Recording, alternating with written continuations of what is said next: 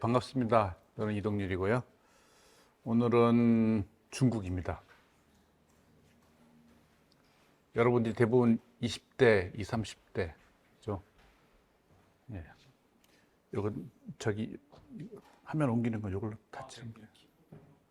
키보드로 이렇게 옮기시면 돼요. 네. 여러분들이 싫어하는 중국입니다.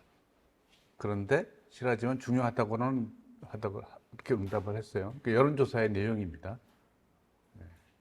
그래서 역설적이지만은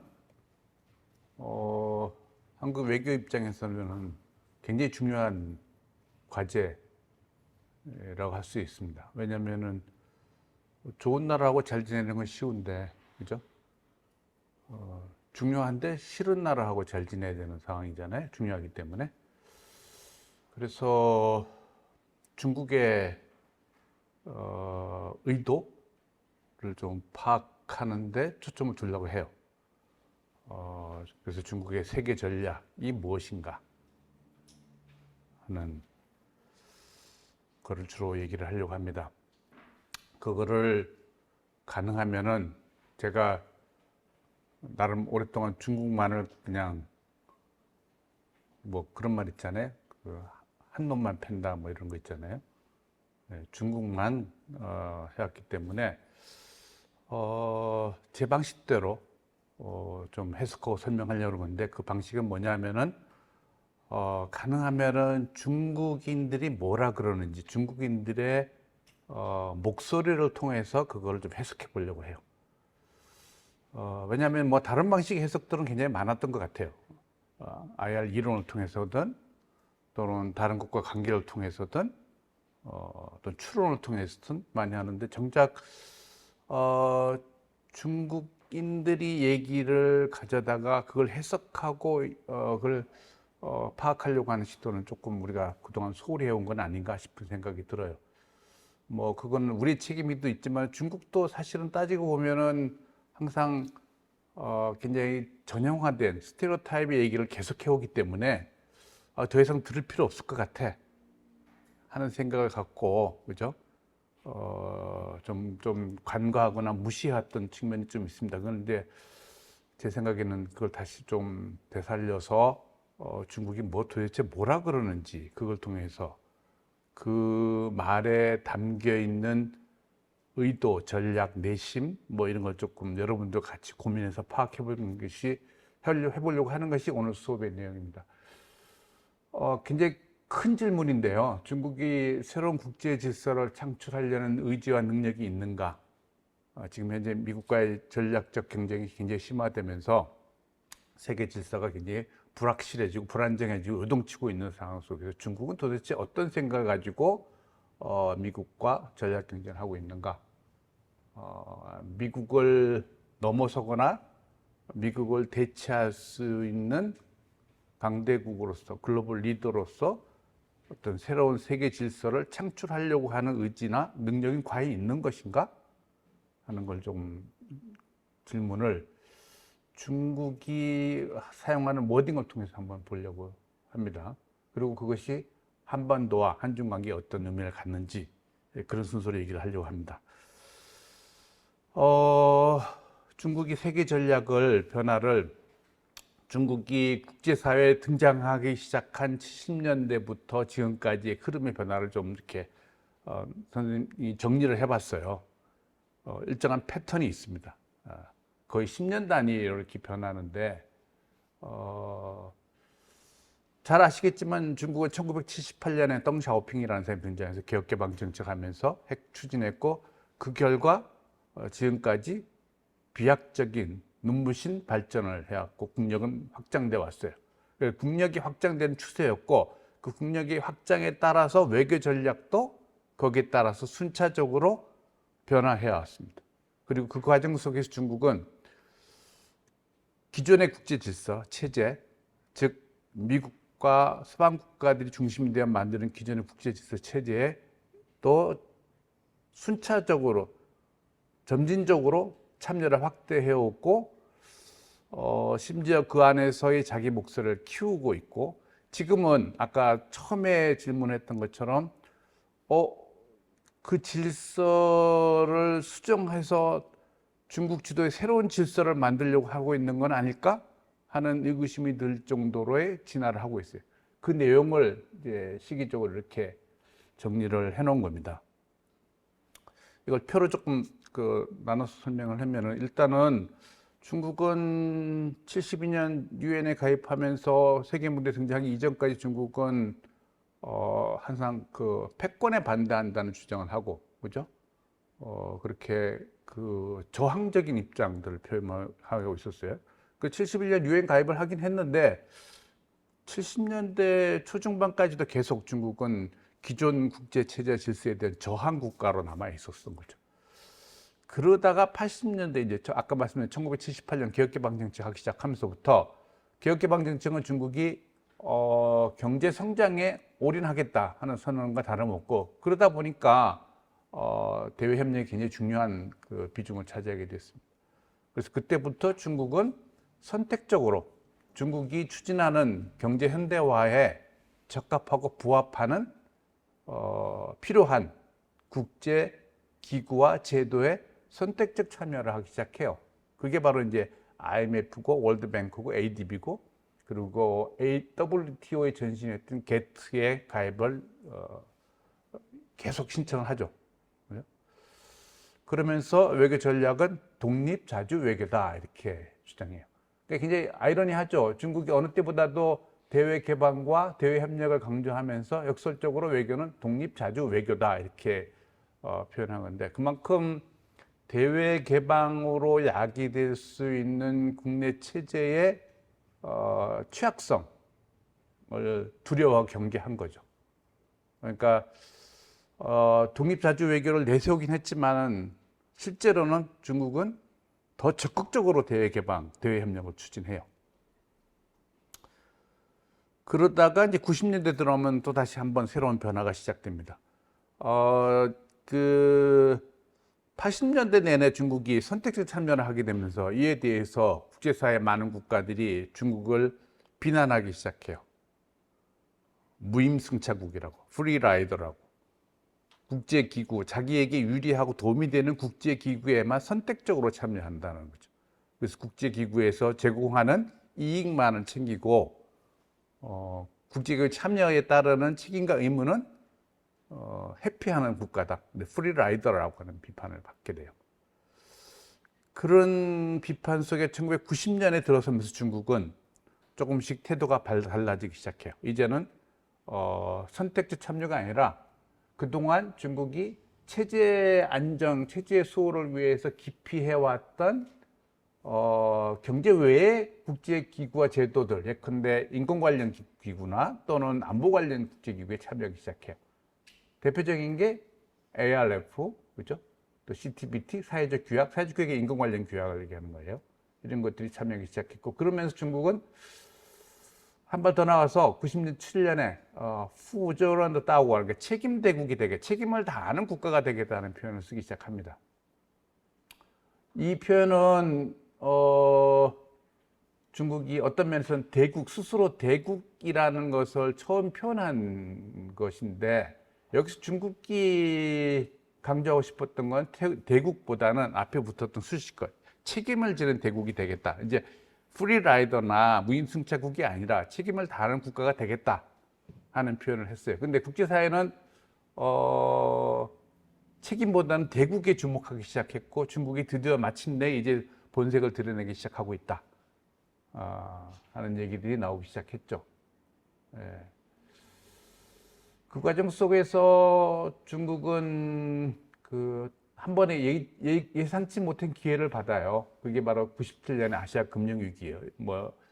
여러분 부모들이 굉장히 아주 그냥 혹독하게 시달렸던, 경험했던 소위 우리나라 IMF 위기라는 거, 그걸 경험. 그것이 역설적으로 중국에게는 새로운, 그러니까 책임을 다하는 국가라는 이미지를 만드는데 굉장히 일조를 해요.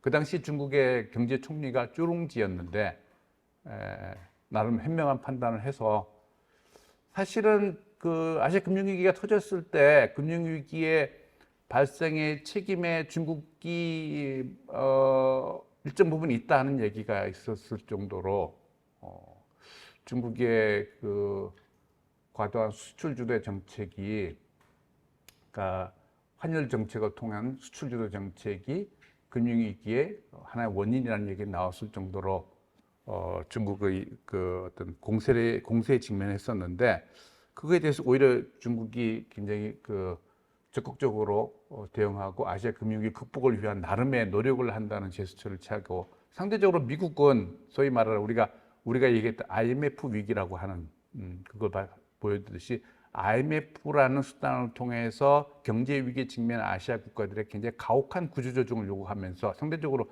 미국의 이미지는 오히려 떨어졌고 중국의 이미지 훼손되는. 그래서 때마침 공교롭게 중국이 얘기했던 책임 대국이라고 하는 레토릭이 나름 설득력을 갖기 시작한 시점이 되기도 해요. 그리고 이제 2000년대에 오면서 중국은 이제는 그냥 참여가 아니라 이제는 그 국제기구와 제도 안에서 어떤 주도적인 역할을 하겠다는 그 태도를 취해요. 예, 그래서 여기 보면 뭐 중앙아시아 협력 포럼도 있고 SCO라고 하는, SCO는 상하이 협력 기구잖아요. 그러니까 중국의 도시의 이름이 들어간 최초의 어떤 국제기구, 협력기구를 스스로가 중국의 주도로 만들어내는. 그러니까 이전까지는 미국이 만들어놓은 국제치전 제도에 중국이 들어가서 거기서 이익을 극대화하고 나름 최소한의 의무와 책임을 하는 그런 국가였던 중국이 이제는 중국의 도시 이름이 들어간 중국이 주도하는 국제기구를 만드는 수준까지 진화가 된 거죠. 그리고 뭐 가장 상징적인 게 이제 WTO 가입이 이때 2001년에 일어났어요. 2001년 그러면은 역사적으로 여러분들 어떻게 기억하고 있죠? 2001년에 가장 큰 이슈는 뭐였어요? 9.11 테러가 있었죠. 네, 미국에게는, 그죠? 그리고 전 세계에 충격을 줬고, 그죠?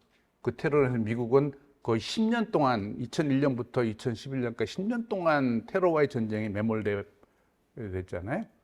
그래서 그렇게 굉장히 어떤 미국 입장엔 치욕적이면서도 굉장히 충격적인 사건이 있었던 해로 기억하고 있는데, 그러면 중국은 2001년 어떻게 기억할 것 같아요? 중국은 세계화의 원년, 도약의 출발점이라고 생각해요. 왜? 2001년이 바로 마침내 WTO의 가입을 성사시켰다. 회원국이 된 해이기 때문에. 중국은 WTO 전신 게트부터 계속 가입을 신청했지만 미국의 반대로 가입을 실현시키지 못하고 있던 차였던 상황에서 2001년에 비로소 가입을 했고, 실제로 2001년 가입한 이후 중국은 마치 그 거대한 공룡이 날개를 다듯이, 그죠? 그때부터 중국은 두 자릿수 이상의 10%가 넘는 고도 성장을 실현시켜요. 그러니까 중국이 실질적인 본격적인 강대국의 부상은 2001년 WTO 가입 이후부터다, 이렇게 볼 수도 있죠. 개혁개방 정책은 1978년부터 하긴 했지만은 그 토대를 마련했고, 또 중간에 뭐 기억하시겠지만 89년 개혁개방 정책을 시작한 지 10년이 되는 그 1989년에 천안문 사건이라고 해서 나름 체제 위기까지 직면해서 이 개혁개방 정책을 과연 지속시켜도 될까 말까에 대한 내부의 치열한 논쟁이 있었던 시점이었어요. 근데 그걸 다 극복하고 어쨌든 덩샤오핑은 keep going가 계속 밀어붙이는 개혁개방 정책을 추진했고, 그 결과 마침내 WTO 가입까지 이뤄낸 거죠. 그러면서 중국은 2000년대 초반에 연이어서 중국의 발전과 관련된 담론들을 쏟아내요. 예. 하평 굴기, 하평 발전, 조화 세계.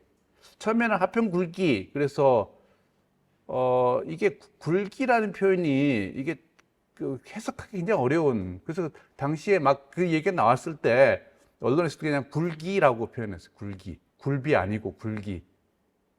예. 이게 근데 예, 웃어줘서 고맙습니다. 아무도 안 웃나 그러고. 이게 그 죄치라는 게 정말 우뚝 쏟다는데 그거를 그만큼 그냥 그 급부상했다는 거죠. 그죠? 근데 여기서 중국이 하고 싶었던 얘기는 뭘까요? 중국은 앞에和平, 평화를 얘기하고 싶어요. 우리의 부상은 평화로운 부상이라는 걸 얘기하고 싶었던 거예요. 근데 아까와 마찬가지로 국제사회는 중국을 두려워하기 시작한 거죠. 굴기, 발전, 그죠? 그래서 그和平주의치라고 하는 표현도 조금 이상스러웠지만은 그런 논란 때문에 이거는 1년 만에 접었어요. 그리고 바로 和平发展, 평화로운 발전이라는 표현으로 옮겨갔어요. 그러니까 이때부터 중국은 여기서 보듯이 90년대 책임대국론도 그렇고 2000년대 평화 발전, 평화 굴기도 중국이 더 이상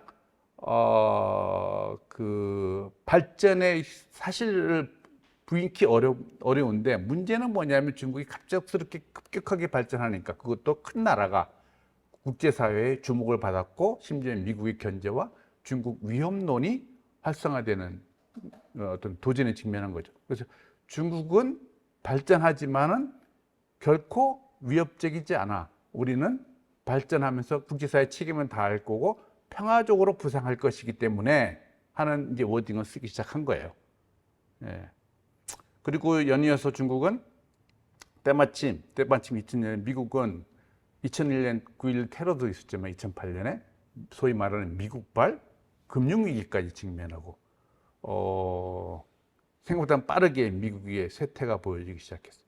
반면에 중국은 2001년 WTO 가입 이후에 2008년에 베이징 올림픽을 개최했고 2010년에 상하이 엑스포를 유치하면서 그야말로 전 세계에 중국의 등장, 부상을 과시하게 된 시점이죠.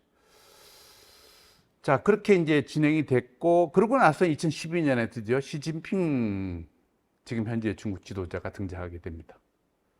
그러니까 흐름을 보면은 굉장히 그 중국의 부상의 어떤 클라이막스로 올라가는 시점에 시진핑이 권력을 잡은 것처럼 보였어요. 그래서 시진핑 시기에는 여기 보다시피 다른 시기와는 다르게 시진핑 시기라는 게 이제 2012년부터 지금까지 이제 13년째쯤 되나요? 그 시점인데 과거 어떤 때보다도 그 10년 동안 굉장히 많은 아주 다양한 외교 레토릭과 담론들을 쏟아내요. 이른바 중국 특색의 대국 외교를 필두로 해서 신형 국제관계, 인류운명 공동체, 뭐 그리고 글로벌 거버넌스 체제 개혁, 뭐 GD와 GS제 뭐 이런 것들을 막 쏟아내기 시작해요. 그래서 그러면서 동시에 국제체제 기구에서 이제는 기존의 국제체제 기구의 개혁을 주장하고 심지어는 기존 국제체제 제도와 어떤 그 경쟁할 수 있는 새로운 어떤 대안적 기제들을 만들어내기 시작해요. 그게 바로 이제 AIIB고 NDB고 이런 것들이죠. 이게 중국이 주도를 많이. 그러니까 AIIB는 ADB라고 하는 아시아 개발은행이 이미 있는데 또 중국이 새로 만들었고 그것이 굉장히 히트를 쳤어요. 예. NDB는 중남미 지역에 이제 개발은행을 만들기 시작했고 중국이 가지고 있는 그동안 축적된 자본들을 가지고 이런 그 국제기구를 만들기 시작해요. 이런 양상은 마치 2차 세계대전 직후에 미국이 유럽의 부흥을 이끌어내기 위해서 세계은행이나 IMF를 만들어서 소위 팍스 아메리칸 시대를 시작하던 그 모습과 굉장히 대자뷰를 이루는 모습이에요. 그러니까 이제 국제사회에서 굉장히 중국의 이러한 시도가 갖고 있는 의미가 뭔가에 대해서 굉장히 논란이 있었고 중국 부상에 대한 많은 경계와 위협 인식 같은 것이 확장되기 시작한 거죠. 그런데 정작 이런 상황이긴 했는데 여기 이게 신창탄 뉴노멀이라고 썼던 지금 표현이 있는데 저 얘기는 무슨 얘기일까요? 뉴노멀이라고 하는 표현은 뉴노멀 새로운 정상. 네. 네. 네. 아, 예. 그렇게 이게 좋은 말처럼 보이긴 하는데 사실은 경제적인 표현이에요. 제 얘기는 다른 말로 하면 그동안 78년부터 2010년대까지 중국이 누려왔던 고도 성장의 시대가 종료됐다 하는 표현이. 예. 고도 성장의 시대가 끝나고 중속, 저속 성장의 시대가 도래했는데 그것이 새로운 정상이야 하고 하는 설명이에요. 예, 그걸 받아들여야 된다. 그러니까 다른 말로 얘기하면 중국이 그동안 누려왔던 고도 성장의 시대가 끝났다 하는 표현. 시진핑 시대는 대외적으로는 굉장히 확장되고 팽창돼 보였지만 실제 중국 국내 정치 경제 상황은 굉장히 어려워지고 있는 상황이었어요. 그래서 그랬는지 시진핑은 국제사회와 국내 정치, 국내의 중국 인민들의 기대와는 다르게 장기 집권에 시작을 해요. 예, 여기 보듯이 헌법을 개정해서 국가주석의 3년임 제한을 삭제하고, 그래서 그 이전에 전임 지도자였던 장쩌민 후진타오가 했던 이연임의 10년의 임기라고 하는 암묵적 합의를 깨트리고 지금 이미 13년째 하고 있고 앞으로도 얼마나 더 할지에 대해서는 불확실한 상황이. 예. 그래서 굉장히 많은 논란이 있었죠. 그리고 그런 과정 속에서 시진핑 체제 정부는 예상치 못했던 두 가지 중대한 복병을 만나요. 하나가 트럼프의 등장. 엎친 데 겹친 덱으로 트럼프의 임기 기간 동안에 코로나 팬데믹이 확산돼서, 그죠? 예, 트럼프로부터의 견제와 압박에 시달렸고 팬데믹으로 인해서 국제사회의 이미지가 극도로 나빠지는 상황으로 몰리게 되죠. 네. 요거는 이제 시진핑 시기에 최근에 중국의 그 외교 담론들이 어떻게 흐름이 변화했는가를 좀 보여주는, 특히 이제 2기 체제 이후의 모습들인데, 이게 이제 매년 그 중국의 외교부장의 왕이라고 하는 외교부장이 그 전 연말에 차후년 그 다음 해 그 외교의 방향성과 목표를 이렇게 연수 스피치를 통해서 하는 내용을 요약한 거예요. 몇 가지 패턴 특징이 있어요. 여기서 항상 빠지지 않고 있고 제일 1순위로 강조하고 있는 것은 중국은 항상 뭐예요? 중국의 국내 발전.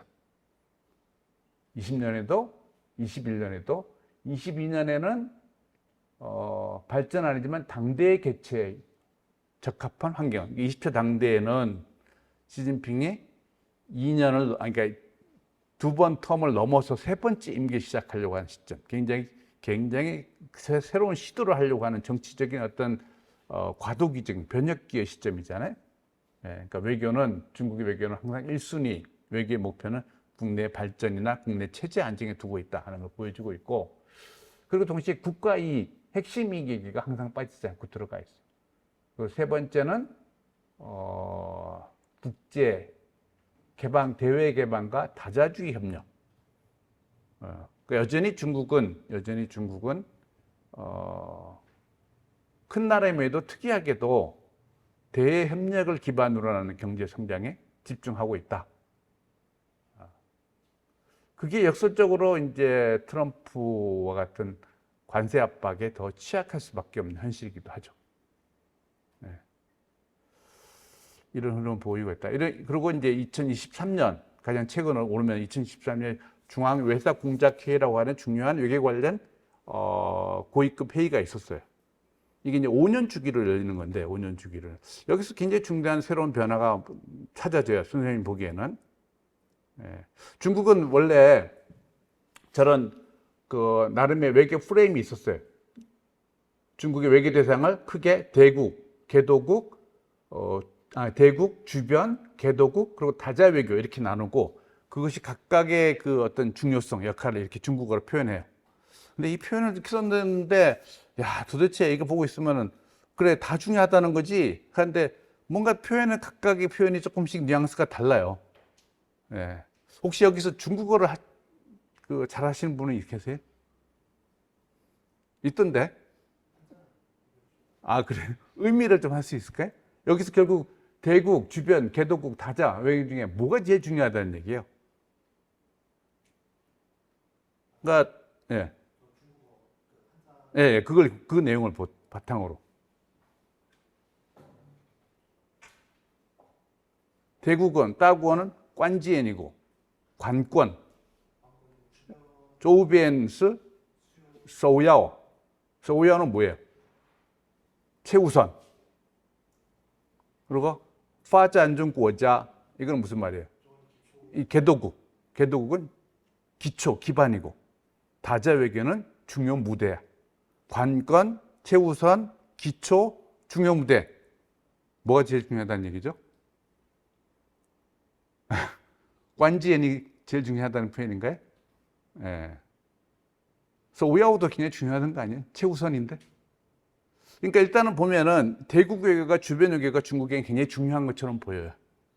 예. 전통적으로 중국은 개도국 외교를 굉장히 중요한다고 생각했었어요. 주장해 왔었어요. 왜냐하면 중국 스스로가 자기가 개도국이고 개도국의 리더라는 주장을 굽히지 않았기 때문에.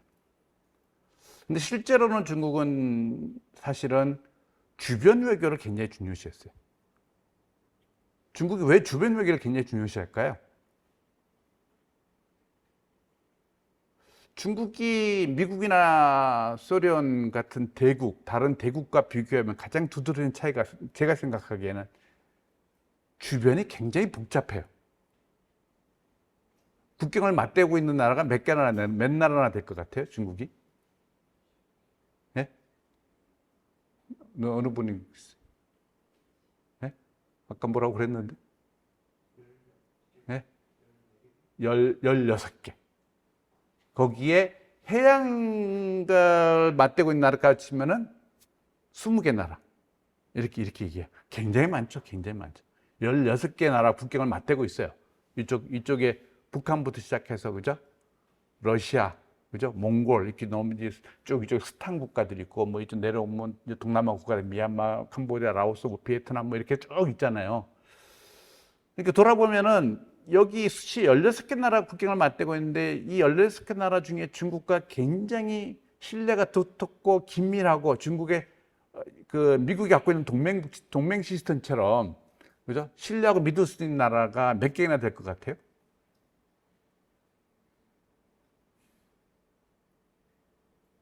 딱 떠오르는 나라 없어요?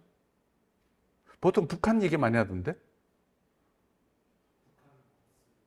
북한, 라오스, 캄보디아, 그죠? 뭐 그 정도, 그죠? 사실은 제일 그래도 중국 입장에서 제일 믿고 중국과 긴밀한 관계를 하고 있는 나라는 파키스탄. 북한은 좀 라오스, 캄보디아 여기도 굉장히 복잡한 가정을 갖고 있지. 중국이 그렇게 신뢰하고 믿을 만한. 그러니까 다른 말로 얘기하면 중국이 정작 파키스탄 정도 빼놓고 나머지 나라들은 대개 다 심지어 전쟁했거나 갈등을 하고 있거나 굉장히 민감한 관계. 국경 주변 지역을 안정화시키는 것이 중국 체제 안정에 굉장히 중요하다는 인식은 중국은 역사적으로 오랜 역사를 경험을 통해서 가지고 있어요. 주변 외교가 중요해요. 주변이 안정돼야 비로소 체제가 안정되고 그래야 중국 외교도 확장될 수 있다는 생각을 가지고 있습니다. 그래서 시진핑도 그 뜻대로 2014년에 이게 중앙외사 공작회의라는 5년마다 한 번씩 열리는 건데 2014년에 열렸던 주변 외사 공작회의에서는 주변 외교를 제일 우선해줘요. 이게 제일 중요하다. 그만큼 이제 체제의 어떤 전이 과정, 체제의 안정성이라는 게 중요하다고 판단했던 거겠죠. 그러다가 이 두 번째 임기가 시작한 2018년에 중국은 대국 외교가 중요하다고 이제 치고 나가기 시작해요. 어느 정도 자신감도 생기고 이기가 시작되면서부터 보통은 중국의 지도자가 역대 지도자들이 5년씩 두 터만 한다 그랬잖아요. 당대에 5년마다 한 번씩 두 터만 하는데 일기 때는 전임 정부가 남겨놓은 지도자들하고 같이 동거를 해요. 같이 하고 2기 때야 비로소 이제 자기의 정책을 추진하는 경향을 많이 가지고 왔던 거예요. 그러니까 2018년 대국 외교를 추진해요. 그리고 2023년에 재작년에 중앙외사 공작회의가 열렸는데 여기서는 이제는 더 이상 아까 얘기했던 대국, 주변, 개도국, 다자외교 그 프레임에서 좀 벗어나고 그 얘기는 안 해요. 그 얘기 안 하고 이제 글로벌이라고 하는 그야말로 이제 확장된 거죠. 진화가 이루어진 거예요. 글로벌 구상에서 세계를 향해서 중국이 비전을 얘기하기 시작해요. 근데 글로벌 구상의 내용이 뭐냐? 핵심적인 내용은 제가 보기엔 두 가지로 요약돼요. 하나는 세계 다극화, 또 하나는 경제 세계화. 이게 초점이에요. 근데 이게 무슨 내용일까 돌아보면은 사실은 그죠? 결국은 중국이 그 뉴노멀이라고 하는 새로운 경제 상황, 저속, 중속, 저속 성장을 하는 위기, 나름의 위기 속에서 중국식 현대화, 경제 성장을 계속할 수 있는 국제 환경을 만들어야 되겠다. 여전히 중국은 대외 부분이 중요하고 대외 개방과 협력을 통해 성장해야 되기 때문에 경제 세계화라는 것이 중요하다. 그 얘기를 주장했잖아요. 그런데 실제 환경은 미국 트럼프 체제 등장이 상징하듯이 전 세계는 급격하게 보호주의 추세로 옮겨가고 대국 간의 경쟁은 더 치열해지기 시작하죠. 그거는 중국이 대외 협력을 통한 경제 성장을 하기에는 굉장히 부적합한 열악한 환경이라 판단하고 이걸 개선하기 위한 주장이에요. 내용만 보면은 글로벌 구상, 세계 다극화, 경제 세계 특히 세계 다극화, 이제는 중국이 미국의 단극 체제를 넘어서서 새로운 질서를 만들려고 하는 의지를 표현한 것처럼 보이긴 하는데 사실은 내방을 따져보면은 그런 큰 꿈을 담았다기보다는 중국식 현대화 건설이라고 하는 거기에 적합한 환경을 만들겠다 하는 걸로 해석이 돼요. 예. 자, 그 다음에 올해 초에 중앙 주변 공작 회의가 열렸어요. 예. 이거는 2013년 아까 이제 그 시진핑 정부가 출범할 때 주변 외교 공장 자담회라는 게 열렸은 적이 있었어요. 그러니까 12년 만에 비슷한 게 다시 열린 거죠. 그래서 언제 다시 또 주변 외교야? 글로벌 구상하러 갔다가 다시 주변 외교야? 하는 의문이 생기는 시점이에요. 보면은 2013년 주변 외교했다가 2018년 대국 외교를 갔다 세 번째 임기 시작할 때 중국 글로벌 외교 구상을 아까 발표했다 그랬어요. 그런데 다시 중앙 주반 외교? 근데 요거는 약간 앞에하고 2013년의 워딩하고 조금 다른 게 앞에 중앙이라는 게 들어가 있어요. 예. 그래서 여기서 무슨 얘기를 했나 하고 들여다 보면은 여기서 한 내용은 여기 써 있는 대로, 그죠? 공급망, 산업망을 강화해야 되겠다. 결국 미국이 디리스킹에 대한 대응을 모색하겠다.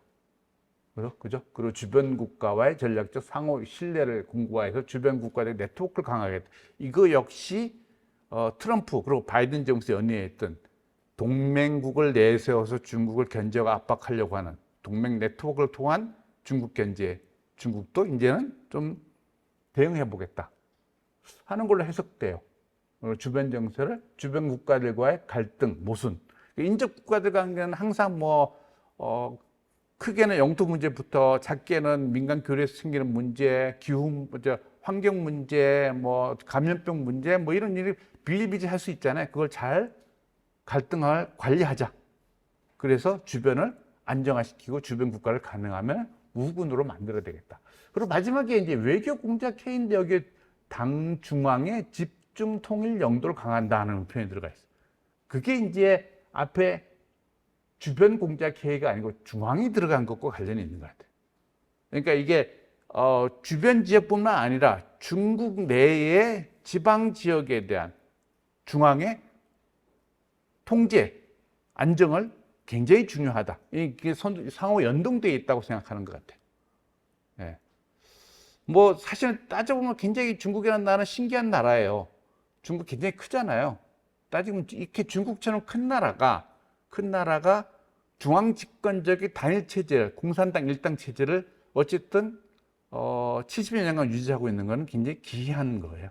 이 정도 사이즈 되면 미국처럼 연방제를 하든지, 그죠? 또는 소련처럼 연방제를 하다가 쪼개지든지, 아니면 유럽처럼 국가로 나눠지든지, 다 그 정도의 사이즈잖아요. 크기잖아요. 유럽이나 러시아나 미국처럼. 근데 중국은 유일하게 공산당 일당이 전체 중국을 다 단일 체제로 통합하고 이끌고 있는 거예요. 그러니까 이게 중국 입장에서는 굉장히 큰 도전이자 과제인 거예요. 예. 그리고 동시에 국경이 굉장히 복잡하다는 리스크를 가지고 있어요. 이 얘기를 왜 강조하냐면 중국이 제 생각에는 중국이 지금 어떤 면에서는 국력이라는 측면에서 봤을 때 비약적인 발전을 이뤄냈고, 그래서 마치 미국을 넘어서 파워 트랜지션의 새로운 리더로 부상할 것처럼 보이는데, 그죠? 보이는데 거기서 갖고 있는 중국의 취약성이랄까요? 구조적인 취약성이 있다. 그게 바로 복잡한 주변 관계와 공산당 일당 체제로 유지되고 있다는 거. 근데 이거를 중국은 포기할 수는 없잖아요. 이걸 지키려고 하는 게 결국은 중국은 시진핑 같은 중국 지도자의 핵심적인 과제일 수밖에 없고, 그죠? 이게 되지 않으면은 그죠? 글로벌 리더가 되고 새로운 세계 질서를 창출하고 이러는 거는 상상할 수 없는 일이잖아요. 그게 전제가 돼야 되는데, 이 전제라는 게 사실은 굉장히 중국에는 엄청난 도전이고 과제다 하는 걸 여기서도 보여준다는 생각이 들어요. 그래서 중국 시진핑이 이제 소위 말하는 중국 특색의 대국 외교, 중국은 이걸 중국 특색의 대국 외교라고 쓰는데, 국제사회나 관찰자들, 연구자들도 이걸 어떻게 읽냐면은 중국의 강대국 외교 이렇게 얘기해요. 중국은 스스로가 강국이라고 쓴 표현을 한 번도 쓴 적은 없는 것 같아요, 제 기억에. 대국이라고 써요. 중국이 대국은 맞잖아요. 대국은 크다는 거잖아요. 강국은 강하다는 거고, 그죠? 근데 중국이 큰 나라인데 강해진 것도 사실이긴 하죠, 그죠? 근데 스스로가 강대국이라는 표현을 쓰진 않아요. 근데 이 표현은 결국은 사실은 중국이 이제 본격적으로 중국이 스스로가 강대국임을 자부하기 시작했다고 하는 방향으로 해석을 해요. 근데 내용을 보면은 중국 특수의 대국을 구축하는 두 개의 큰 이 필러가 두 개가 있는데, 하나가 인류 운명 공동체고 하나가 신형 국제 관계예요.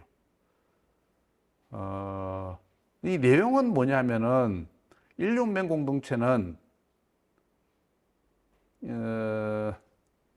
중국에서도 그런 표현을 했는데, 인류 운명 공동체 설명하면서 니자의 워자의 니, 이게 무슨 말이죠? 네? 네? 그렇죠. 너 안에 내가 있고 네 안에 내가 있다는. 이게 연애할 때 많이 쓰는. 그러니까 운명을 같이 하는 공동체라고 하는 표현이잖아요. 예.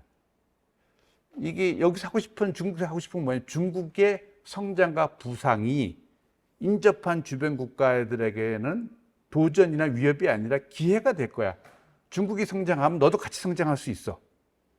그러니까 우리 같이 협력해서 같이 성장하자 하는 뉘앙스. 그러니까 다른 말로 하면 중국의 성장을 두려워하고 경계하고 방해하지 마라. 도와줘. 그럼 너도 성장할 수 있어. 네, 그런 표현을 만드는 거예요. 그 얘기를 하고 싶었던 것 같아요.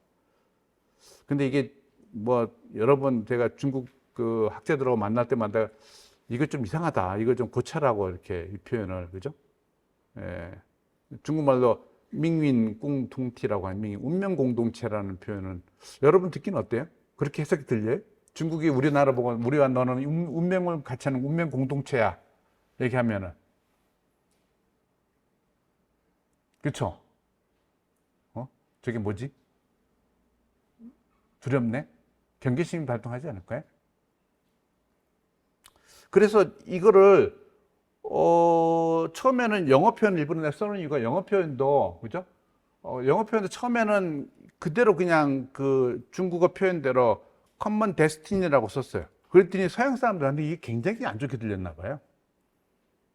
그랬을 것 같아요. 근데 한자로도 우리도 그렇지 않아요? 그리고 또 일본이 옛날에 그 아시아를 점령할 때도 소위 비슷한 표현 썼잖아요. 대동아 공영권이라고. 아픈 기억도 있고 그래서 좋지 않은 기억도 있는데, 그래서 영문은 이렇게 바뀌었어요. Share the future of mankind. 이거는 미래의 발전을 공유하자 이런 표현이니까 이건 훨씬 그죠? 워딩 자체는 전달받을 수 있는데, 여전히 한자어는 표현이 이렇게 써요. 아시아 국가들한테 인류 운명 공동체로 전달되고 있다. 그러니까 기존의 미국식 보편주의라는 이름 하에 어떤 강제된 어떤 보편성, 그죠? 그것과 벗어나서 굉장히 그 다양한 방식의 발전 경로, 발전 방식, 그 중에는 중국식도 있을 수 있고 미국식도 있을 수 있고 한국식도 있을 수 있으니 그것이 서로 공존하고 공용할 수 있는 환경을 만들어 보자 하는 게 중국이 제안이긴 해요. 말은 그렇다고 어떤 뭐 그런 그 포함도. 그러니까 근데 핵심은 저변에 깔리는 건 뭔지 알겠죠? 중국이 아직은 더 성장하고 싶다. 그러니까 신형 국제관계도 마찬가지예요. 신형. 새로운 국제관계라는 거죠. 그럼 뭐, 그 뉴 타입이면 올드 타입은 뭐였는데? 올드 타입은 이제 우리 보통 현실적 국제정치 얘기하는 강대국 간의 파워 폴리틱스, 서로 경쟁하고 대립하고 갈등하는 거. 중국이 하고 싶은 얘기는 중국의 부상이, 그죠? 강대국 간의 경쟁과 갈등을 불러오지 않을 수 있어. 새로운 형태의 국제관계를 만들 수 있어. 소위 말하는 투키디데스 함정에 빠지지 않을 거야. 그죠? 우리가 파워 트랜지션 과정에 보통은 이론에서 배우잖아요. 투키디데스 함정에서도 배웠듯이, 그죠? 기존에 패권국이 있고 새로운 도전국이 부상하면은 그거는 충돌과 마찰이 있을 수밖에 없고, 심지어는 전쟁으로까지 갈 수 있다. 뭐 쉽게 가면은 뭐 골목에 두 명의 골목 대장이 존재할 수는 없는 것이다. 뭐 이런 논리잖아요. 그게 파워 폴리틱스. 중국은 아니, 가능해. 골목 안에 두 명의 골목 대장이 있을 수도 있어. 걱정하지 마. 중국의 부상을 두려워하고 경계하지 마. 나는 미국하고 잘 지내고 싶어. 평화 공존하고 싶어. 단 하나의 전제 조건이 있어. 나의 핵심 이익은 보호해줘. 그것만 보호해주면 나는 너와 평화롭게 공존할 수, 심지어 공영할 수 있어. 하는 게 신형 국제관계의 핵심적인 내용이에요. 그리고 그 구체적인 방법은 1대1로라는 방식이고, 그리고 글로벌 거버넌스 체제 개혁이라는 얘기도 자주 하는데, 이것도 역시 이걸 듣는 국제정치 일반 이론가들이나 관찰자들은 중국이 드디어 기존 국제 질서를 수정하려고 하고 파괴하려고 하고 새로운 중국 주도의 새로운 질서를 만들려고 하는 게 아닐까 하는 얘기를 하는데, 중국식 표현을 그대로 갖다 오면은 이거는 사실은 뭐라고 써 있냐면 여기는 지엔추어 쯔리 그 티시 변거라고 변거라고 하는 거는 개혁이에요. 변화를 하겠다는 거예요. 그러니까 파괴하거나 새로운 걸 만들겠다는 게 아니라 기존의 거버넌스 체제에 문제가 있으니 그게 문제 있는 부분을 나는 수정하고 싶다 하는 게 중국의 주장이긴 해요. 뭐 일면 뭐 긍정적인 부분이죠. 왜냐하면 기존의 국제 질서 체제랑 아까도 얘기했지만 이건 미국이 만든 거고 미국 주도해서 만든 거고, 그 만들 때 중국의 이익이나 중국의 목소리가 전혀 반영되지 않았던 거고, 중국이 이만큼 이제는 그 안에서 역할도 하고 목소리가 커졌으니 중국의 목소리를 좀 들어줘서 그것이 반영돼서 좀 수정이 돼야 되는 거 아니야? 뭐 이게 중국의 주장이에요. 근데 그걸 받아들인 미국 입장에서 그래? 이걸 지금 깨겠다는 거지? 그죠? 뭐 미국은 그럴 수 있죠. 미국은 중국이 급격한 도전, 투키디데스 함정의 핵심도 그거잖아요. 그죠? 도전국에 의지한 무관하게 새로운 국가가 부상하면 기존 패권국이 선제적으로 먼저 도전국을 제압하기 위해서 전쟁을 일으킨다는 그런 논리잖아요. 자, 이제 그런 상황이 있어요. 그런 상황인데, 그거를 지금 얘기를 좀 요약한 건데, 그죠? 중국은 국력이 증강했잖아요. 1978년 개혁개방 정책부터. 국력이 증강에 따라서 국제체제 참여와 영향력도 순차적으로 거의 10년단을 확장돼 왔어요. 저항국이었다가 선택적 참여였고 전면적 참여로 갔다가 이제 주도적으로 참여. 이제는 AIIB 같은 새로운 대안적 제도까지 만들어내고 있고. 그러면은 그 이유는, 그죠? 그 이유는 어쨌든 중국은 진화했어요. 굉장히 롱텀으로 70년에 거친 과정이긴 했지만은, 그죠? 국력이 팽창돼 왔고, 팽창하면 거기에 부합하게끔 진화되어 온 건 사실이에요. 그러니까 중국은 여기서 더 나갈 가능성, 여기 미국이 두려워하는 이제는 대안을 넘어서서 완전히 새로운 세계 질서, 세계 제도, 기구들을 만들 수 있는 건 아닐까 하는 의구심을 우리가 떨쳐버릴 수는 없어요.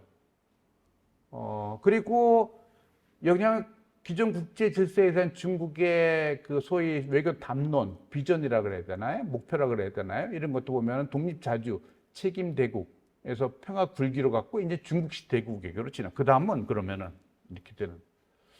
근데 여기서 주목되는 거는 시진핑 시기와 그 이전과는 굉장히 다른 특징들이 있다는 거예요. 지속되는 거 있어요.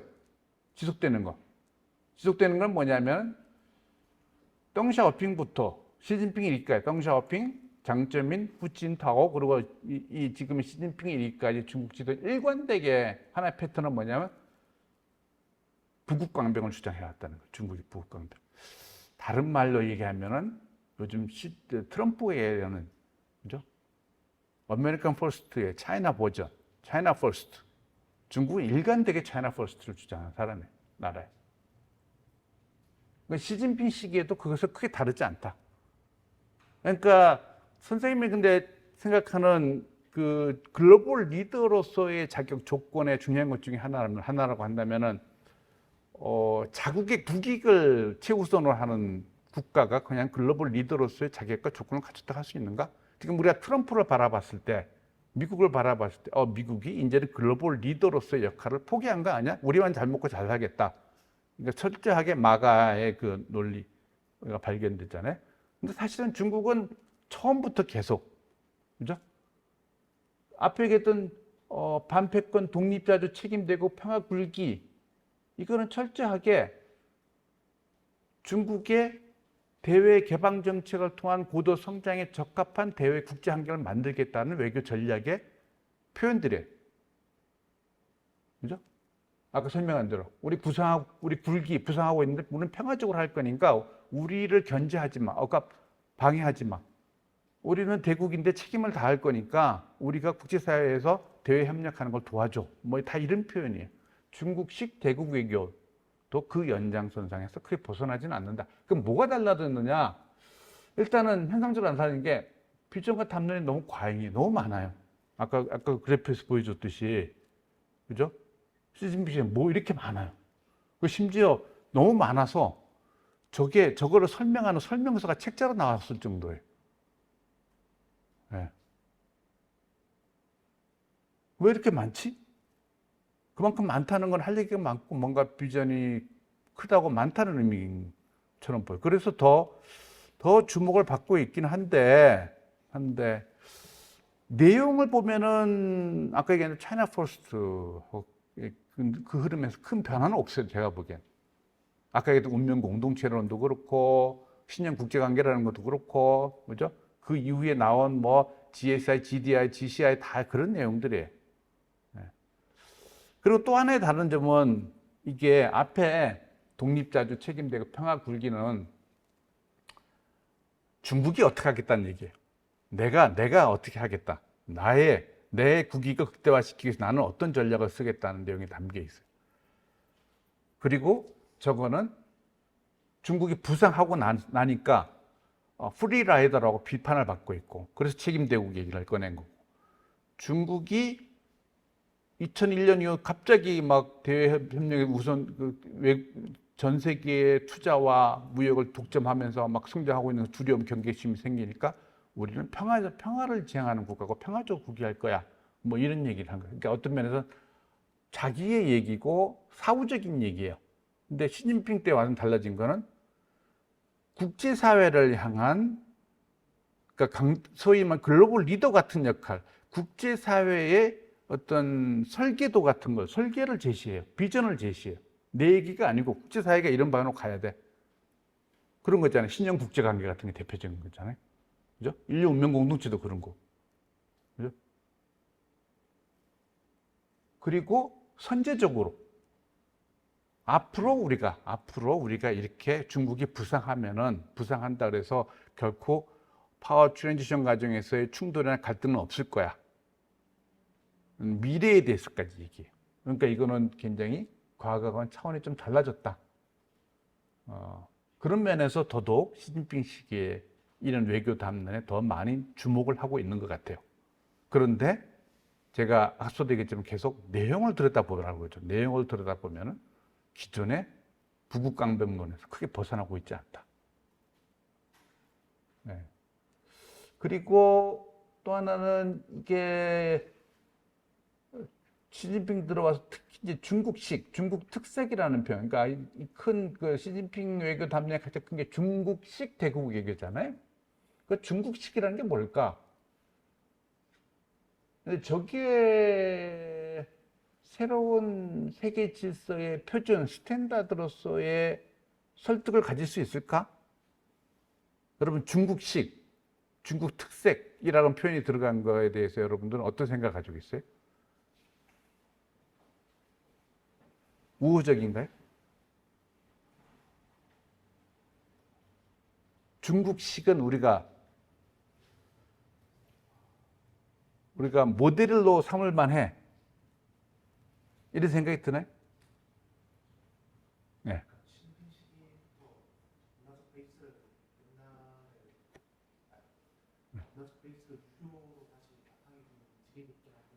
네.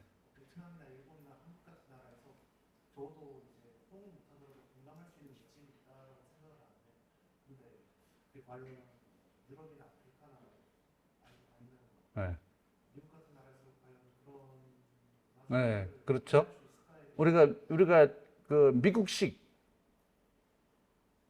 그러면은 좀 모델로 생각하나요? 그렇죠, 그렇죠. 알게 모르게 실제로는 그렇게 우리가 인정하지 않고 싶지도 않겠지만은 사실은 어느 순간에 그죠? 아침 식사도 미국식으로 많이 먹게 됐고, 그죠? 옷 스타일이나 외모나 뭐 성형의 방향도 그런 거 아닌가요? 눈을 좀 크게 해달라고 그러고 코를 세워달라고 그러고 이런 거는 다 그죠? 어쨌든 미국식에는 굉장히 익숙해 있는데 중국식이 뭐지? 아까 이게 뭐 유교라 그러지만 유교도 들어가 있지만은 뭐 여러 되게 복잡한 그죠? 유교는 사실은 뭐 시진핑 시대 와서 이제 노자, 장자, 뭐 공자까지 다 끄집어내서 중국의 전통을 다시 복원시키려고 노력하고 있긴 하지만은 유교에 관한 우리가 더 좀 또 강한 집착이 있잖아요. 예. 어쨌든 중국식이라고 내세워서 저게 글로벌 미국이 했던 것처럼 팍스 아메리칸 시대에 소위 미국이 내세웠던 미국 중심의 자유주의 시장 경제 체제, 자유민주주의와 시장 경제라는 양대 축을 스탠다드로 해서 전 세계에 확산시키려고 하는 방식이 중국식이라는 이름으로 대체돼 가능하다고 생각하느냐 이거죠. 중국식이 뭔지도 잘 모르겠고 일단은 솔직히 말하면 중국식에 대해서 별로 호의적이지 않아요. 그죠? 네? 그렇잖아요? 근데 그렇게 주장하고 있다는 거는 뭘까? 그죠? 그러니까 나는 그래서, 이거는 제 개인적인 해석인데, 의지가 없는 게 아닐까? 뭔가 그래도 전 세계 국가를 대상으로 설득하고 이해시키려면은 뭔가 보편성을 가지고 보편 타당하고 표준이 될 수 있는 것들을 물론 뭐 미국과의 차별성을 부과시킨 것도 중요한 포인트이긴 하지만 두 번째는 많은 전 세계 사람들이 공감할 수 있는 어떤 표준적 가치를 제시해야 되잖아요. 근데 중국식 이게 그죠? 근데 이거는 어필할 수 있는 대상은 있죠. 14억 중국인들. 14억 중국인들한테는 굉장히 어필하는 거죠. 그래서 국내용이 아닐까. 시진핑이 등장하면서 첫 일성에 내서 어떤 중국몽, 중국 꿈을 실현시키겠다고 주장했고 중국 꿈의 내용이 뭐야고 얘기했더니 중화 민족의 위대한 부흥이라고 해요. 중국이 그동안 계속 독립자조 책임되고 평화 굴기를 얘기하면서 조심스럽게 중국의 부상이 위협이 아니다라는 것을 설득해왔던 중국이 시진핑 갑자기 중화 민족의 위대한 부흥을 주장했다는 것은 굉장히 특이했어요. 제가 보기엔. 중국은 여러분들이 동의는 잘 안 하겠지만 공식적으로 관변에서 공식적으로 민족주의라는 표현을 쓰기를 굉장히 주저해요. 학술적으로 쓰는 경우는 있지만은 민족주의라는 표현을 잘 쓰지 않아요. 꺼려해요. 왜 그럴까요?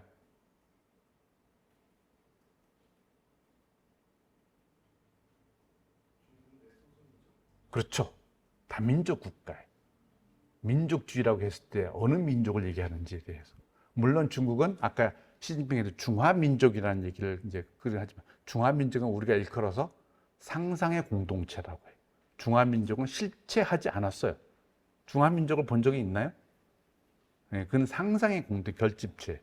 중화민족이 뭐야? 지금 현재 중국 영토 안에 살고 있는 56개 민족을 통틀어서 중화민족으로 일컫는다, 이게. 예. 근데 사실은 냉정하게 따지고 보면은 뭔가 한족이 중심이 된 것처럼 보여요. 나머지 55개 소수민족들은 소수민족일 뿐이고 한족 중심주의 그런 의미를 담은 거죠. 그렇다고 대놓고 다민족 국가이고 통합이 중요한 중국 입장에서 대놓고 한족주의, 우리는 한족 민족주의를 추구해 라고 얘기할 수는 없잖아요. 그래서 중국은 민족주의하고 중화민족은 표현은 같은 것이 아니다 얘기해요. 우리는 민족주의를 얘기하지 않는다. 예. 그리고 민족주의라는 거는 자칫하면은 중국이 부상하는 과정에서 꺼려하는 소위 그 배타주의, 배의 사상과 연결돼 있고. 그런데 중국은 78년부터 지금까지도 계속 어쨌든 대외 교류, 대외 개방이 굉장히 중요한 비중을 차지하고 있다 그랬잖아요. 예. 그런데 중화민족의 위대한 부흥을 부르짖었고, 그리고 사실은 그로부터 아까 얘기했던 중국의 전통을 복원시키기 시작했고, 이게 민족주의 아니야 사실은? 우리는 그걸 민족주의라고 불러. 근데 중국은 우리는 아니야. 우리는 민족주의라고 아니야. 애써 그거를 부인하고 있긴 하죠. 근데 왜 그렇게 민감한 주제의 민족주의를 시진핑은 집권과 동시에 부르짖기 시작했을까? 제 생각에는 소위 뉴노멀이라고 하는 경제 위기 상황 속에서 공산당 집권의 정당성을 확보할 수 있는 근거, 기제가 부족한 상황에서 일시적으로라도 일단은 내부 통합과 결집을 위해서 우리가 과거 전통의 화려한, 그러니까 중화민족의 위대한 부흥이에요. 부흥. 우리가 누렸던 르네상스 시대, 명청 시대를 다시 나는 재현할 거야. 나를 따르고 공산당을 중심으로 뭉치고 내 장기 집권을 수용한다면은 내가 다시 부흥을 일으킬 거야. 하고 주장할 수밖에 없는 상황인 거죠. 근데 현실은 중국이 1978년 개혁개방 정책부터 덩샤오핑 장점인 후진타오 이때까지는 중국은 거의 두 자릿수의 비약적인 눈부신 성장을 기록했지만 지금은 계속 성장이 떨어져서 이제 5% 유지하기도 어려운 상황으로 반토막이 난 거죠. 5%도 세계 평균보다 굉장히 높긴 하지만은 중국 입장에서는 반토막이 났다는 건 쉽게 얘기하면은 실업자가 2배로 늘었다 이렇게 얘기할 수 있는 거잖아요. 그죠? 위기죠, 위기. 이 위기 속에서 성장률을 다시 끌어올리기는 굉장히 어려워졌어요. 대외 교류 부분에서 보호주의가 확산되고 있고, 미국의 견제는 심해지고 있고, 그죠? 그래도 공산당 일당 체제는 계속 유지해야 되겠고, 그런 맥락에서 국내 어디언스를 대상으로 한 주장이 아닐까 싶어요. 근데 그거는 결국은 국제사회에서 굉장히 오히려 역설적으로 더 많은 경계와 우려를 자극할 수밖에 없는. 그러니까 한마디로 하면 딜레마에 처했다. 저는 그렇게 생각해요. 네. 그래서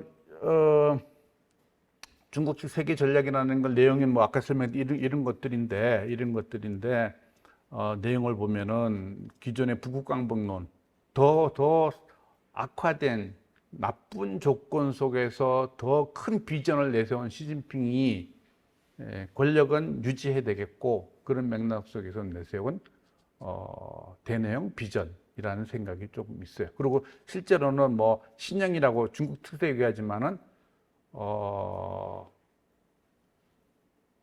내가 미국을 추격하거나 능가하려고 하는 게 아니야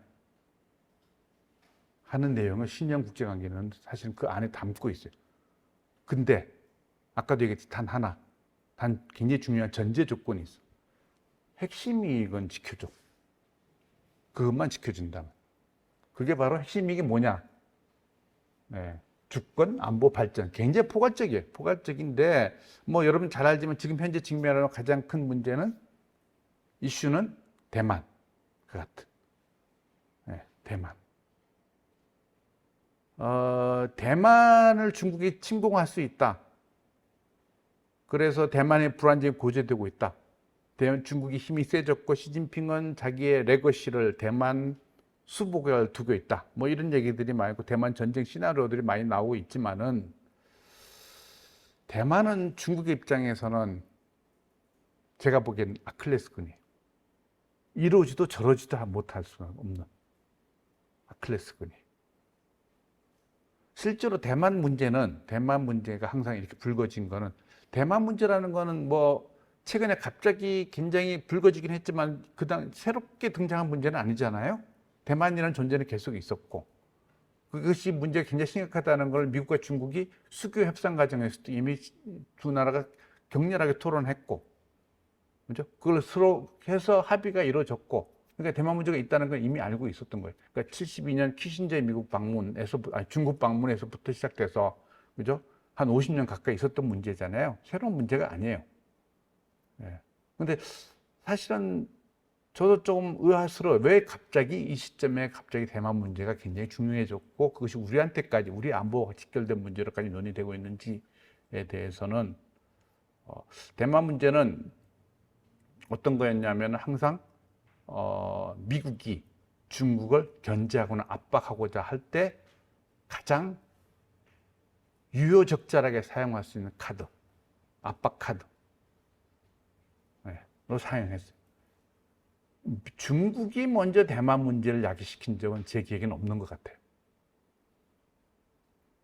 미국이 압박하거나 활용하면 중국이 거기에 대응하는데 어떻게 대응할 것인지 강도를 결정하는 거예요. 근데 트럼프가 등장했을 때 2016년에 중국 입장에서는 이때까지 미중 간에 그래도 암묵적으로 유지시켜왔던 대만 문제 현상 유지라고 하는 기본 틀을 트럼프가 깨고 있네, 깨려고 하네, 레드라인을 살짝 넘어서고 있네 하는 사건이 발생하죠. 뭐냐면 트럼프가 당선되자 당선인 신분으로, 비록 당선인 신분이지만 뭐 대통령이잖아요. 대통령이 바로 당시 대만 총통이었던 차이잉원한테 전화를 돌려 전화 통화를 해요. 이거는 미중 72년 이후 미중 관계에 처음 있는 일이에요. 처음 있는 일. 네.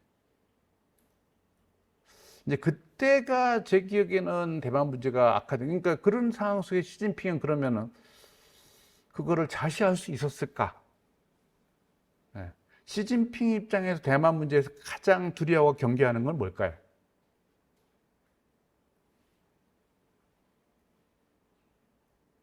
대만의 독립. 대만이 스스로 독립할 수 있나요? 힘들죠. 미국이 도와주지 않는 한. 미국이 저렇게 자꾸 대만의 독립을 부추기고 있는 게 아닐까? 자극하고 있는 게 아닐까? 대만 사람들은 독립하고 싶어 하나요? 독립하고 싶어 해요? 아, 그래요? 정말로? 내 뒤에 시간이 되면 나중에 여론조사를 한번 보여줄게요. 대만 사람도 독립을 하고 싶지 않아 해요. 왜? 위험하니까. 네, 위험하니까. 대만 사람들은 자기 자신 정체성을 어떻게 인식하고 있을까요?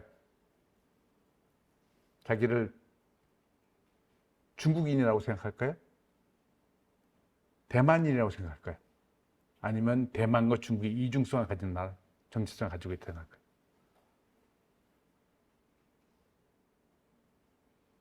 우린 뭐 대만인이나 중국인이나 뭐, 그죠? 다 중국말하고 같은 혈통인데 뭐가 다른가?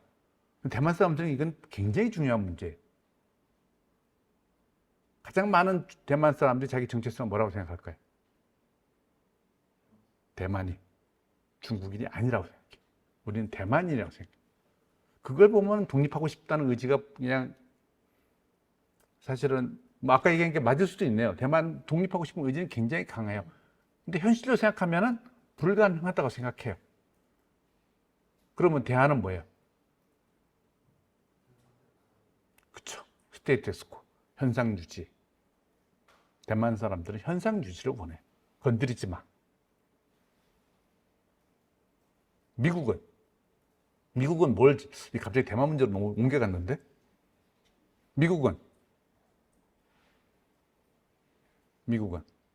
뭘 원할까요? 대만의 독립? 미국 역시 대만의 독립을 원하지 않아요. 중국은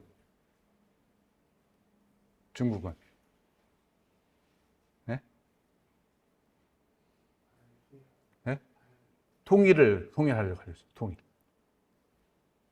통일을 원하죠. 그럼 통일할 수 있는 방법은 뭐가 있어요? 중국이 통일할 수 있는 방법.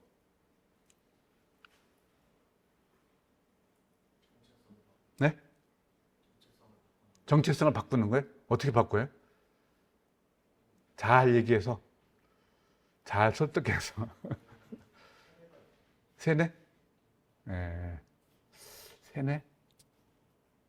예. 뭐, 그것도 하나의 시나리오로는 얘기할 수 있겠네요. 그죠? 예. 그러니까, 그렇죠. 정체성의 체제가 수렴돼서 합치는 방법이 있을 수 있고요. 평화적인 방식으로. 그죠? 무슨 소리죠? 그만하라는 건가요? 몇 시까지 해야 되죠? 8시 반까지인데 8시까지만 하고 질의응답을 시간을 갖는 거잖아요. 그 방법이 있을 수 있고, 다른 또 방법은 가장 쉬운 방법이 있는데, 네? 일국양제 방식. 그건 쉬운 방법. 그러니까 중국도 나름 굉장히 고민 끝에 일국양제라는 제도를 소입했어요. 일국양제 뭔지 알죠? 그냥 주권만 중국의 일부라는 게 인정하면은 대만이 현재의 상태 그대로 유지해 줄게. 못 믿겠어? 홍콩식이야. 근데 홍콩에서 벌어진 일을 보고 못 믿게 됐어요. 그래서 대만 문제가 조금 더 심각한 측면도 있어요. 홍콩에서 두 차례의 이제 그 우산혁명과 두 차례 심각한 시위를 바라보고, 사실은 대만에서 민진당 정부 독립을 주장했던 민진당 정부 차이잉원이 두 번째 연임까지 계속할 수 있었던 거는 아이러니하게도 홍콩 문제 때문에. 차이잉원의 인기가 없었어요. 떨어질 거라고 너무 당연히 예상됐어요. 근데 떨어지려고 하는 직전에 바로 항상 홍콩의 시위가 있었어요. 마치 음모론처럼. 그걸 본 대만 사람들은, 그죠?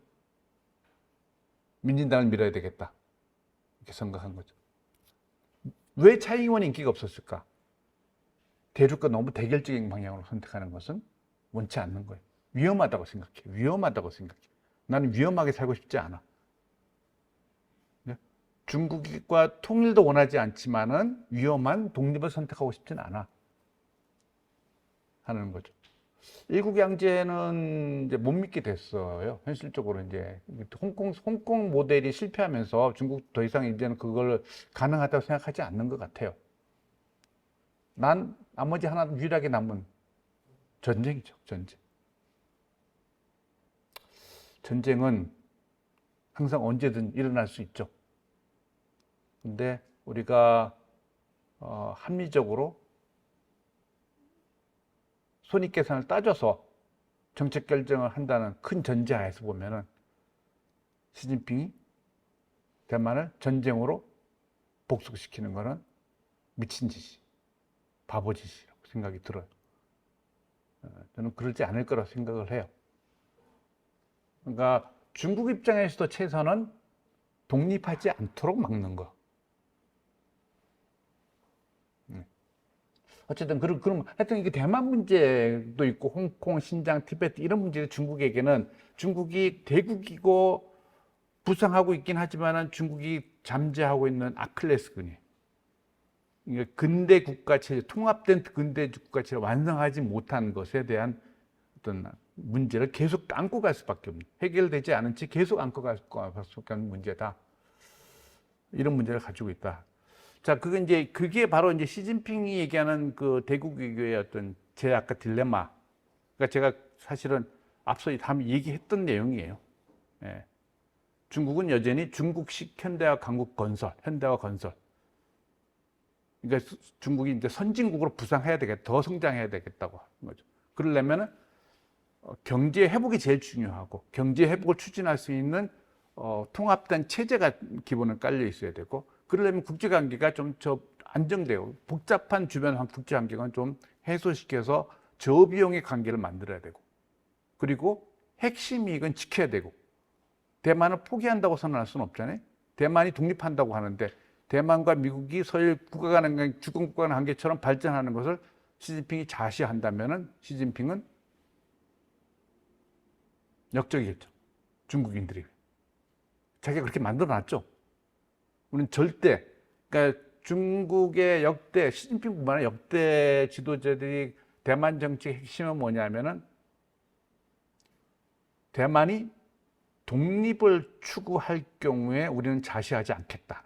그게 핵심. 독립을 하려고 할 경우 우리는 무력 사용을 포기하지 않는다. 이게 핵심적인 키워드예요. 그러니까 이제 무력 사용을 하지 않는다는 것만 지금 많이 논의되고 있지만 사실은 전제는 독립을 하지 않는다는 것이 굉장히 중요한 얘기이긴 해요. 네. 그렇지만은 아까 얘기했지만 대만도 독립하고 싶어 하지 않아요. 아니 하고 싶지 않으니까 하면 좋지만 그건 불가능하다고 생각해요. 미국도 굳이 대만을 독립까지 시켜서 중국을 자극하고 중국과의 전쟁까지 갈 수 있는 상황을 만들고 싶지는 않은 거예요. 그런 문제다. 그래서 이게 여기서 이제 나중에 얘기하겠지만 한국이 어떤 선택을 해야 될지에 대해서는 이런 상황에 대해서 좀 더 정확하게 알고 있어야 된다 하는 생각을 해요. 섣불리 노골적으로 발을 들여낼 문제는 아니다. 삼자가 어떻게 움직일지 모르는 복잡한 어떤 복합 방정식이 이루어지는 부분이기 때문에 섣불리 우리 입장을 노골적으로 드러낼 필요는 없다. 우리가 예의주시하고 관찰하고 그 상황에 맞게끔 적절한 대응책을 모색하는, 그러니까 조금 그 속내를 잘 드러내지 않는 게 현실적으로 중요하다 생각이 들고요.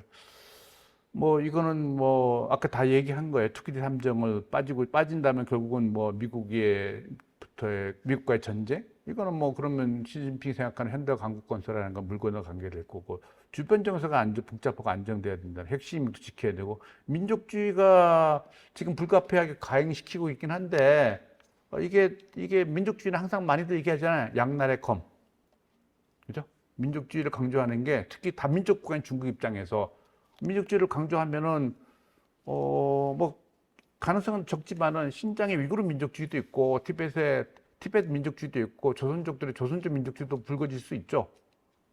그죠? 오히려 분열을 통합을 위한 민족주의가 분열을 자극할 가능성은 중국 항상 염두에 되기 때문에 양날의 검의 측면에서 가장 중요한 거는 마지막 공산당 집권의 정당성과 안정성이 취약해지고 있다. 100년 정당이 1921년에 창당했어요. 그죠? 지금 건국해서 국가를 만든 건 70년이 넘어섰는데 70년 동안 덩샤오핑 덕에 눈부신 성장을 하긴 했지만은 더 이상 그런 고도 성장의 신화는 유지시키기 어렵다.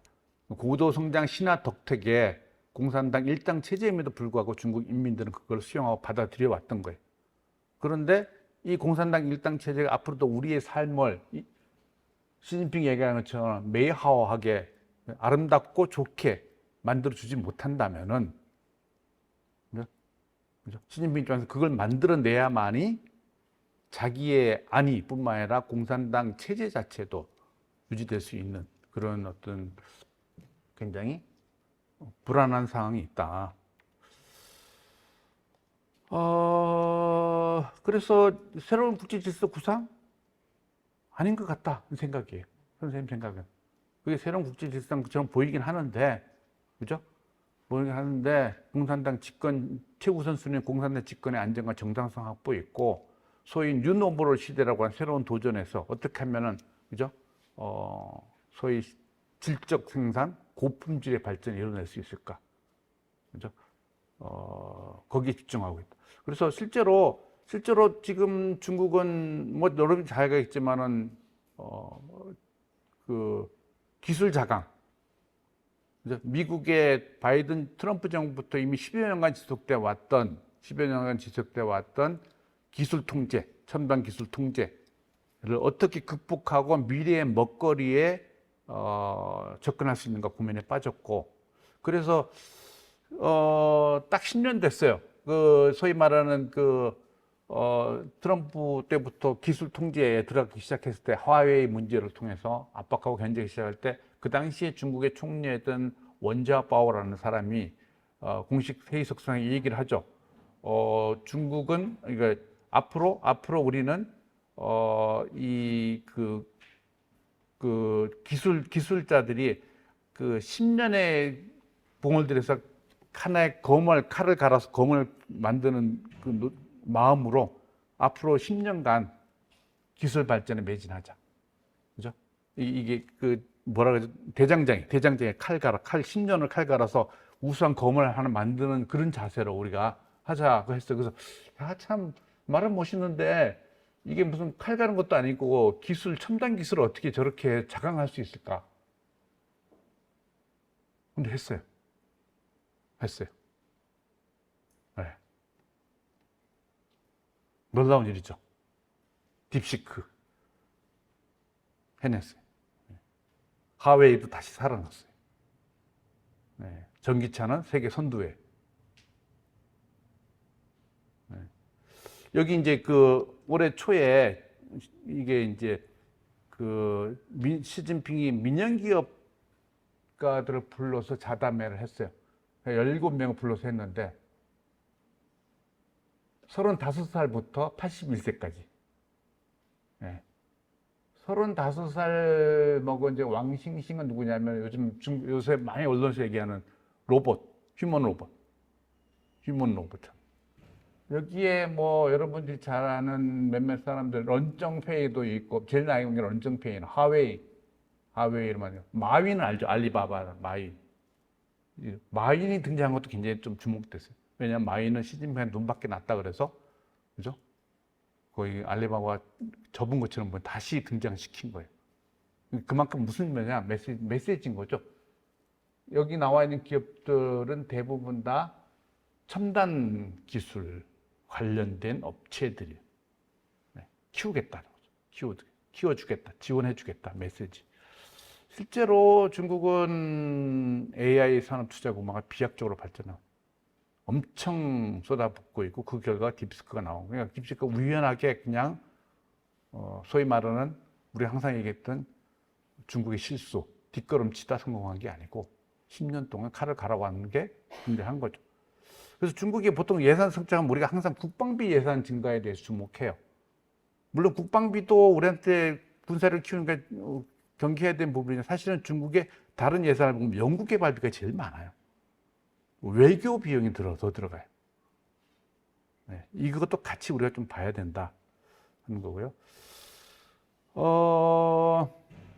그래서 중국은 글로벌 리더가 되는 것보다는 일단은 중국의 타임테이블에 하면 중국이 건국 100년이 된 2049년까지는 중국의 현대 강국 건설, 소위 말하는 경제 성장에 집중할 수밖에 없다.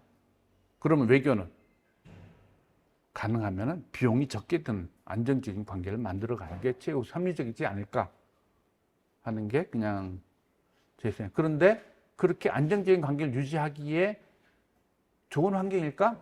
그렇지는 않죠. 결국은 미국이죠. 미국이 어떻게 하느냐에 따라. 그죠? 중국이 미국에 대한 던진 메시지를 좀 정리해 본 거예요.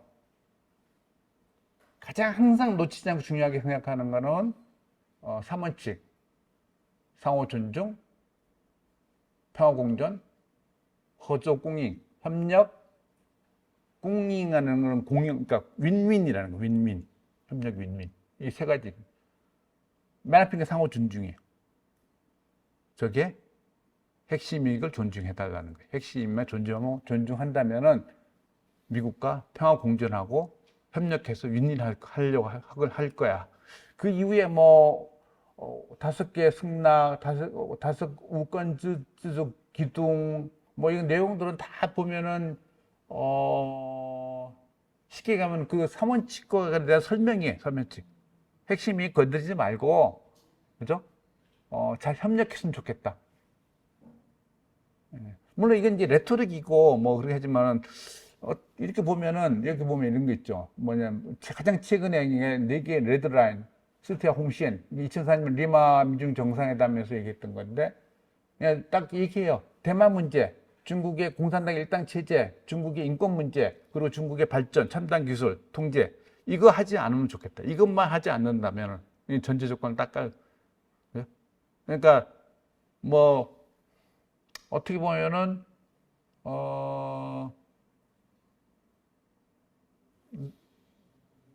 나의 성장을 막지 마. 이런 거죠. 근데 미국은 막지 않으면은 추격당할 거라는 두려움, 경계심이 지금 최고지에 올라와 있죠. 미국은 저렇게 저 얘기를 받아들일까요? 미국이 안 받아들이면은 그러면 중국은 그죠? 점점 그 레드라인으로 지금 근접해 가고 있는 거죠. 근데 트럼프 1기를 바탕으로 트럼프 2기를 예상했을 때 1기보다 더 강력하게 트럼프 정부는 중국을 압박하고 견제하고 통제할 거라고 생각했는데 아직은 그게 그렇게 노골적으로 등장하고 있진 않아요. 트럼프의 참모들, 국방부나 국방장관, 부차관보들은 굉장히 강력하게 군사 안보 분야에 있어서의 중국 통제 압박을 예고하고 있긴 하지만은 트럼프 본인은 정작. 근데 트럼프가 워낙 좀 독특하고 일관성이 없잖아요. 아직은 좀 지켜봐야 하긴 하겠지만은 무슨 생각인지. 뭐 일단은 지금 뭐 통상 문제가 제일 우선순위고 그게 협상이 되면 그 다음부터 중국으로 갈 텐데 중국을 얼만큼 어느 정도 압박할지.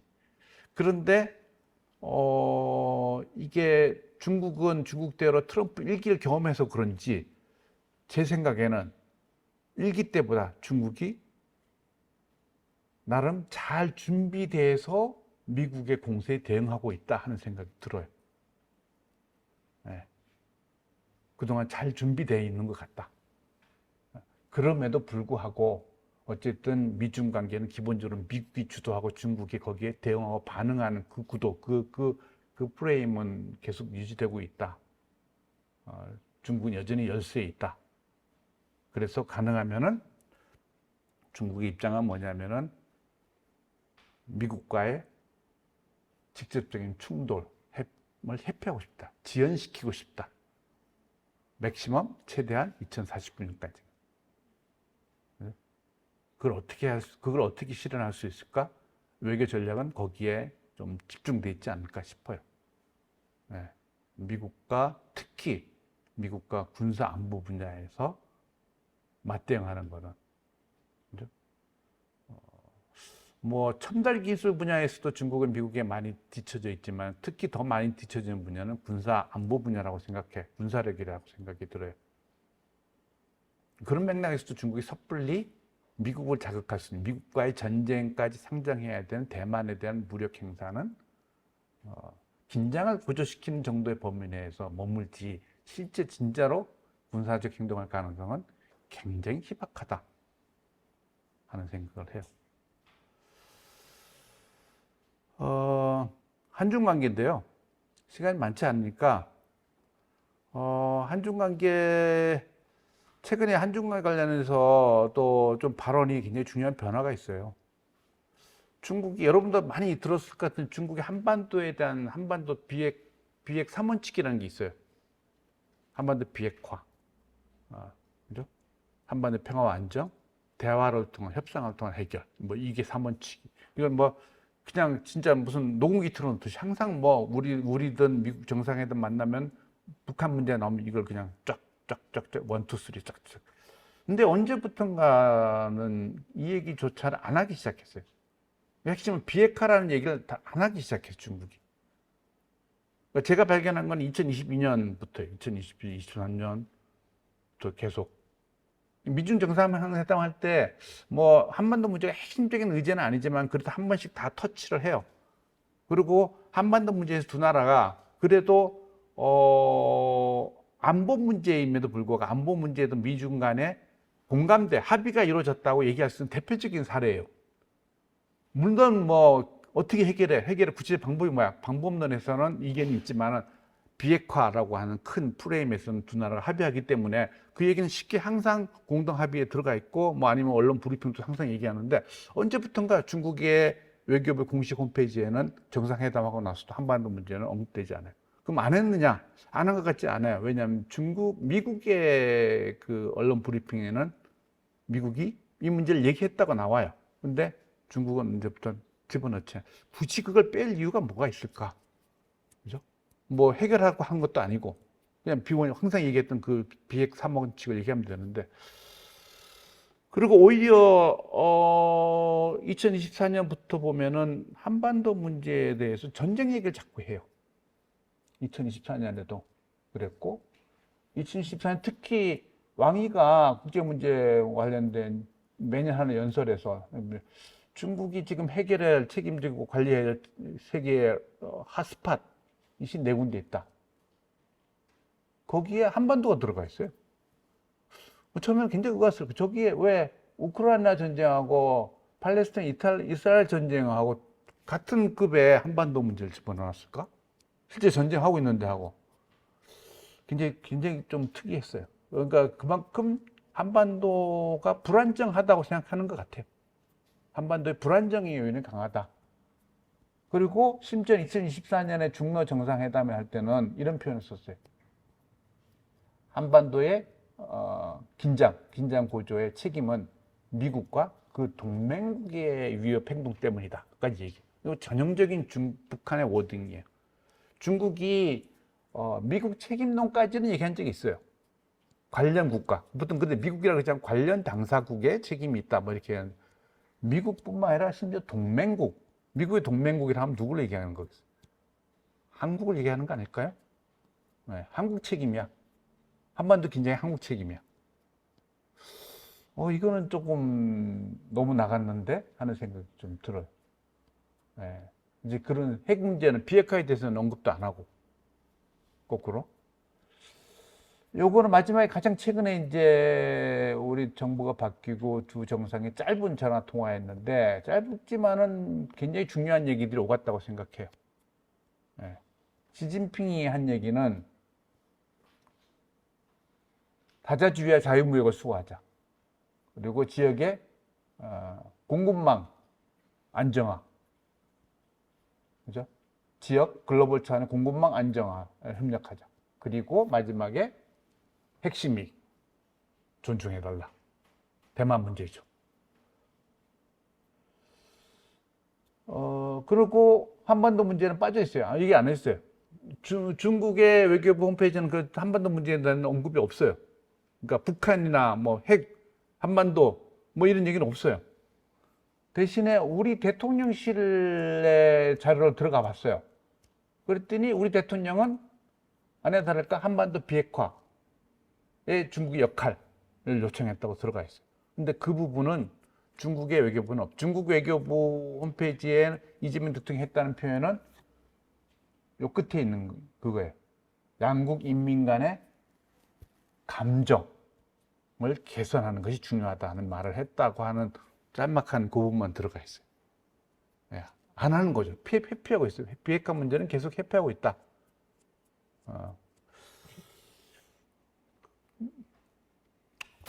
아까 처음에 제가 사실은 그 얘기를 한 건데, 이거 여론조사, 이게 동아시아 연구원에서 지금 13년째 여론조사를 하고 있어서 데이터가 굉장히 축적이 돼 있어요. 그래서 그 나름의 그 추이를 보는 게 굉장히 중요하다고 생각을 해요.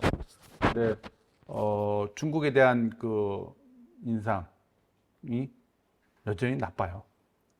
근데 요거 말고 이제, 새로운 정부가 들어서 한중 관계는 어떻게 될 것 같아? 개선될 거야라고 하는 기대는 굉장히 높아요. 지금 내가 보여준 여론조사 자료를 몇 가지 설명할 텐데 이게 우리가 직면한 외교가 복잡하고 굉장히 그 다양한 변수를 고려해야 되는 것처럼 여론도 그걸 잘 보여주고 있다는 생각이 들어요. 어떻게 보면은 뭐 약간의 상충되는 반응을 보인 것처럼 보이지만 그만큼 우리가 복잡한 상황에 직면해 있다는 걸 대변해 준다는 느낌이 좀 들었어요. 국민들이 오히려 잘 보여주고 있다. 그러니까 한중 관계는 너무 나빠 지금. 개선돼야 돼. 새로운 정부 좀 개선될 거라 보여. 근데 정작 중국은 어떻게 생각해? 싫어. 그렇지만 중국은 중요해. 특히 뭐가 중요해? 중국과의 경제 관계는 중요하다고 생각해. 그런데 중요하지만은 얼마큼 중요해? 다른 나라 비교하면 어때? 한미 관계가 제일 중요해. 한미 관계가 90%고 한중 관계 중요하긴 한데 한미 관계 절반밖에 안 돼. 이런 상황. 중국에 대한 인식이 어떤지를 잘 들여다 보여주고. 왜 싫어해? 왜 싫어하느냐? 복잡하죠. 너무 복잡하죠. 복잡한데 쉽게 얘기하면은 원래 이게 제일 2022년에 나온 제일 위에 있는 거는 뭐냐면은 경제 강압과 보복이에요. 사드의 충격에 그게 제일 높았어요. 근데 그건 점점 떨어져요. 점점 떨어지고 있고 두 번째가 높은 게 38%뭐 이렇게 하는 게 뭐냐면 한국을 존중하지 않기 때문이야. 이 이유가 여러분도 동의가 되는지 한번 스스로 이렇게 한번 지금 중국 사람이 싫은 이유 중에 하나가 대표적으로 경제적 강압을 했기 때문에 첫 번째고 두 번째가 한국 사람을 존중하지 않는 것 같아. 근데 이거는 희한하게 지금은 최근에 조사는 없어요. 근데 2010년, 17년 두 번에 쳐서 선생님이 중국의 여론조사를 맡겨서 한 적이 있는데 중국도 한국을 싫어하는 이유를 꼽으라 그러냐면 1, 2순위 들어가는 게 한국 사람이 중국을 존중하지 않기 때문에 올라와요. 이게 한중 간에 굉장히 예민한 문제가 서로 존중의 문제예요. 존중. 여러분 중국 사람 존중해요?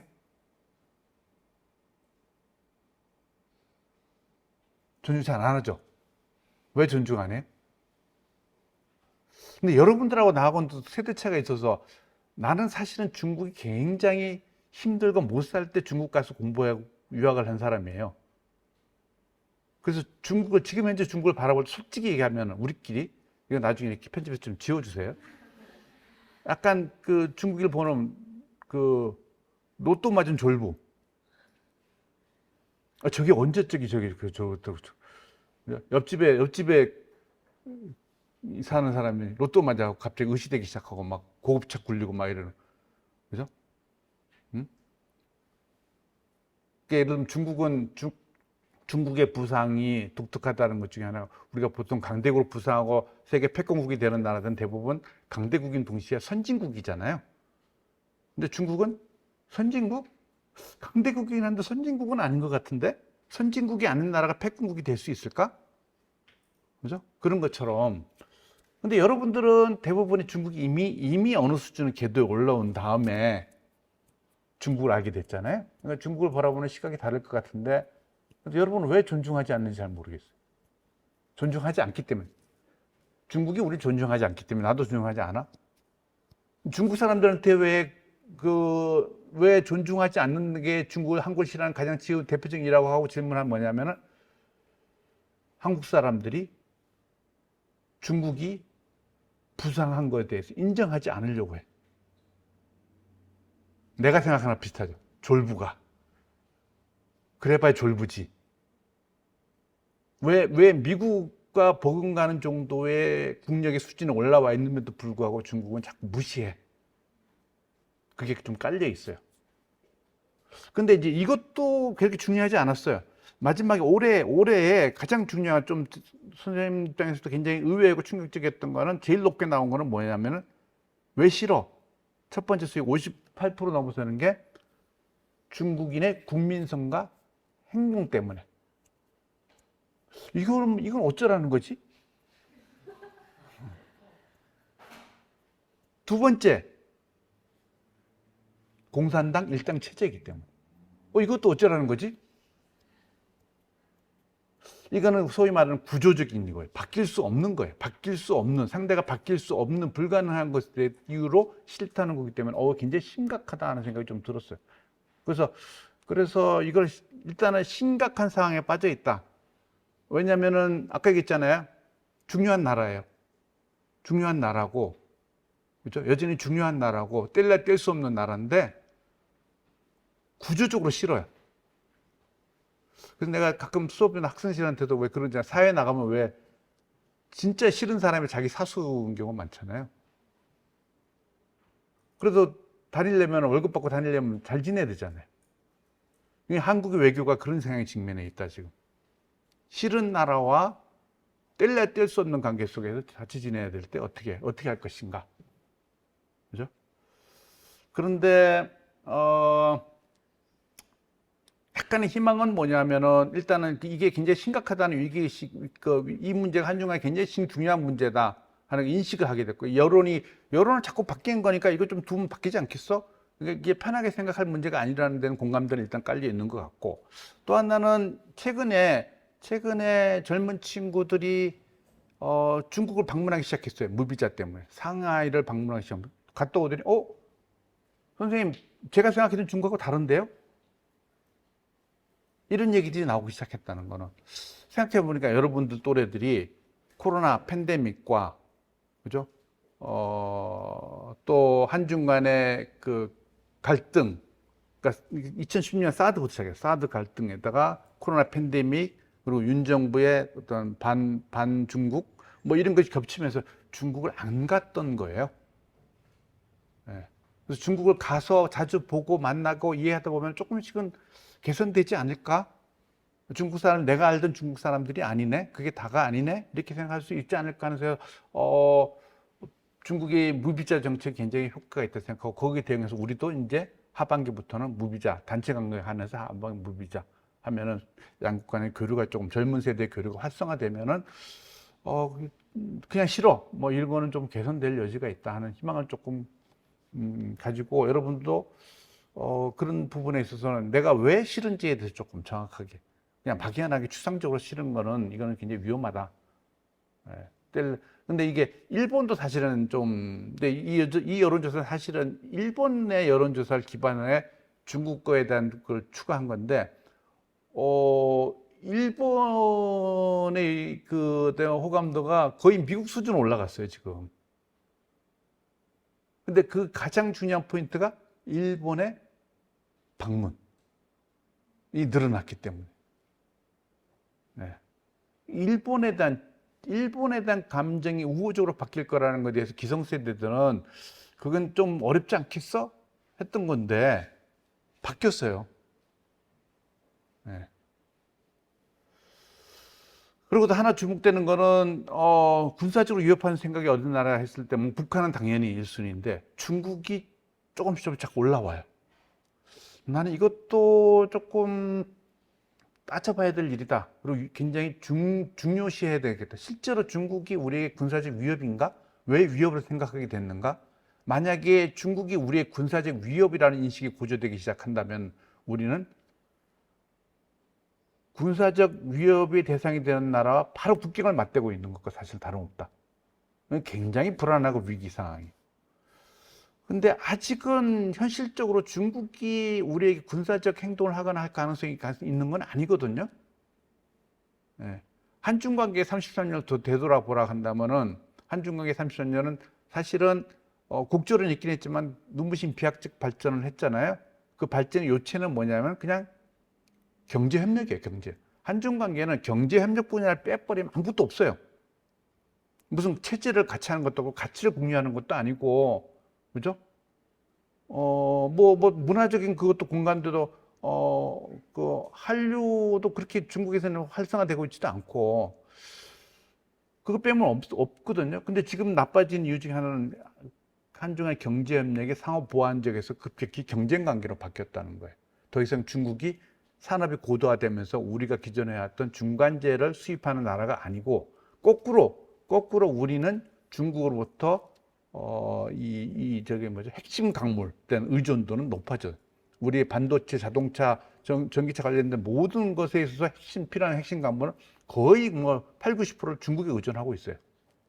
중국에 대한 의존도는 높아지고 있는 반면에 그 수입이 늘어나고 있죠. 그러니까 이게 기존에 한 20년 동안 누려왔던 경제 협력의 구조가 완전히 판이 바뀌고 있는 상황이 있기 때문에, 그래서 경제적으로 경쟁 관계로 바뀌고 있는 거는 맞긴 한데, 그렇다고 군사적 위협이라고 하는 거에 대해서는 조금 의외의 답이에요. 그러다 보니까 당연히 이 한미일 군사 협력을 강화시켜야 되는 의견이 높아지고 있는 게 아닌가 싶어요. 네. 그리고 이것도 좀 흥미로운데 북한의 군사 도발에 대응하는 중국의 역할이 있다, 크다. 이거 80% 넘어요. 비핵화에도 중국이 영향력이 있다, 80%가 넘어요. 그런데 다른 한편으로 한중 관계 33년의 역사는 경제 협력이 주도하면서 관계가 발전됐고, 그러면서 한국은 중국에 대해서 과잉 기대를 하기 시작했어요. 어떤 기대?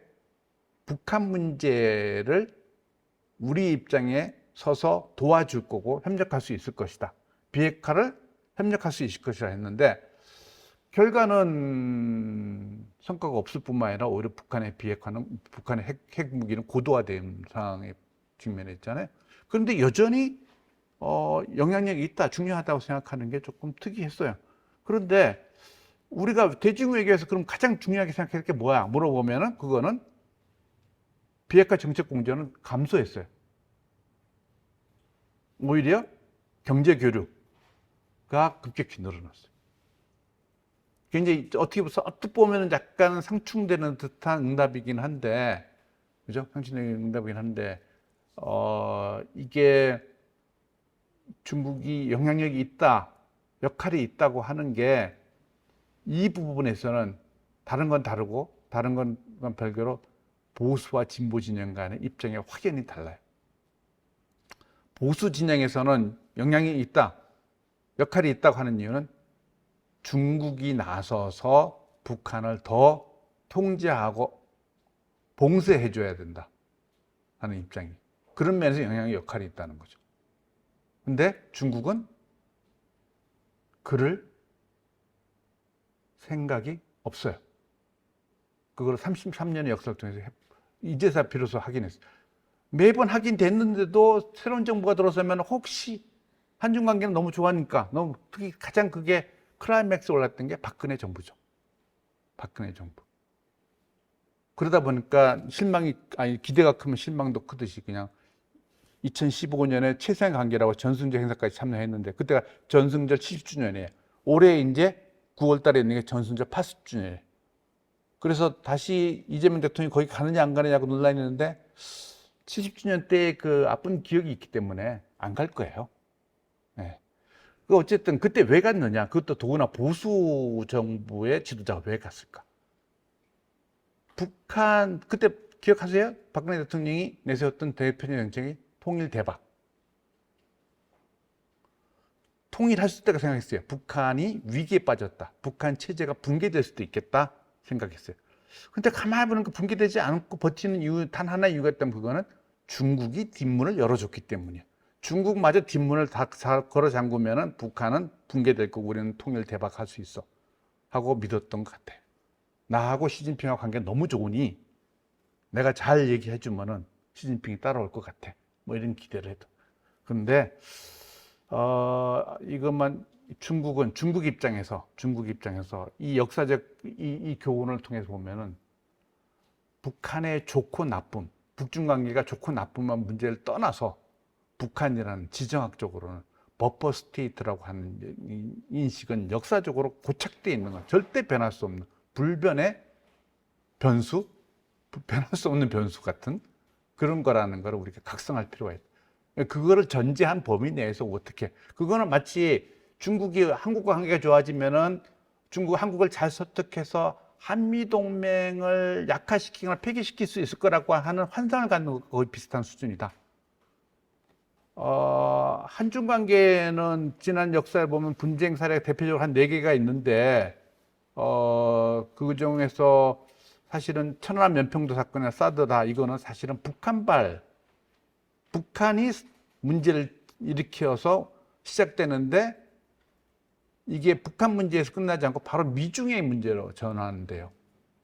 네. 그래서 한반도는 다시 소용돌이로 빠지고 한중 관계는 악화되었던 경험이 있어서 지금도 그 가능성 항상 남아있다 하는 거고요.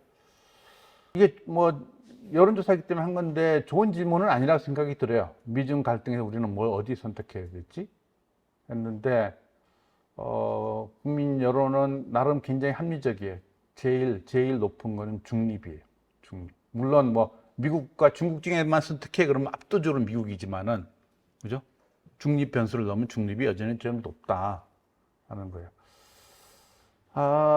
이거는 베팅 문제 아시죠? 베팅. 이 베팅 거는 2013년에 바이든이 부통령 때 한국 방문했을 때 박근혜 대통령이 굉장히 다정하게 손잡고 이렇게 있는데 말은 너 줄 잘 서. 베팅 잘해. 라고 얘기했어요.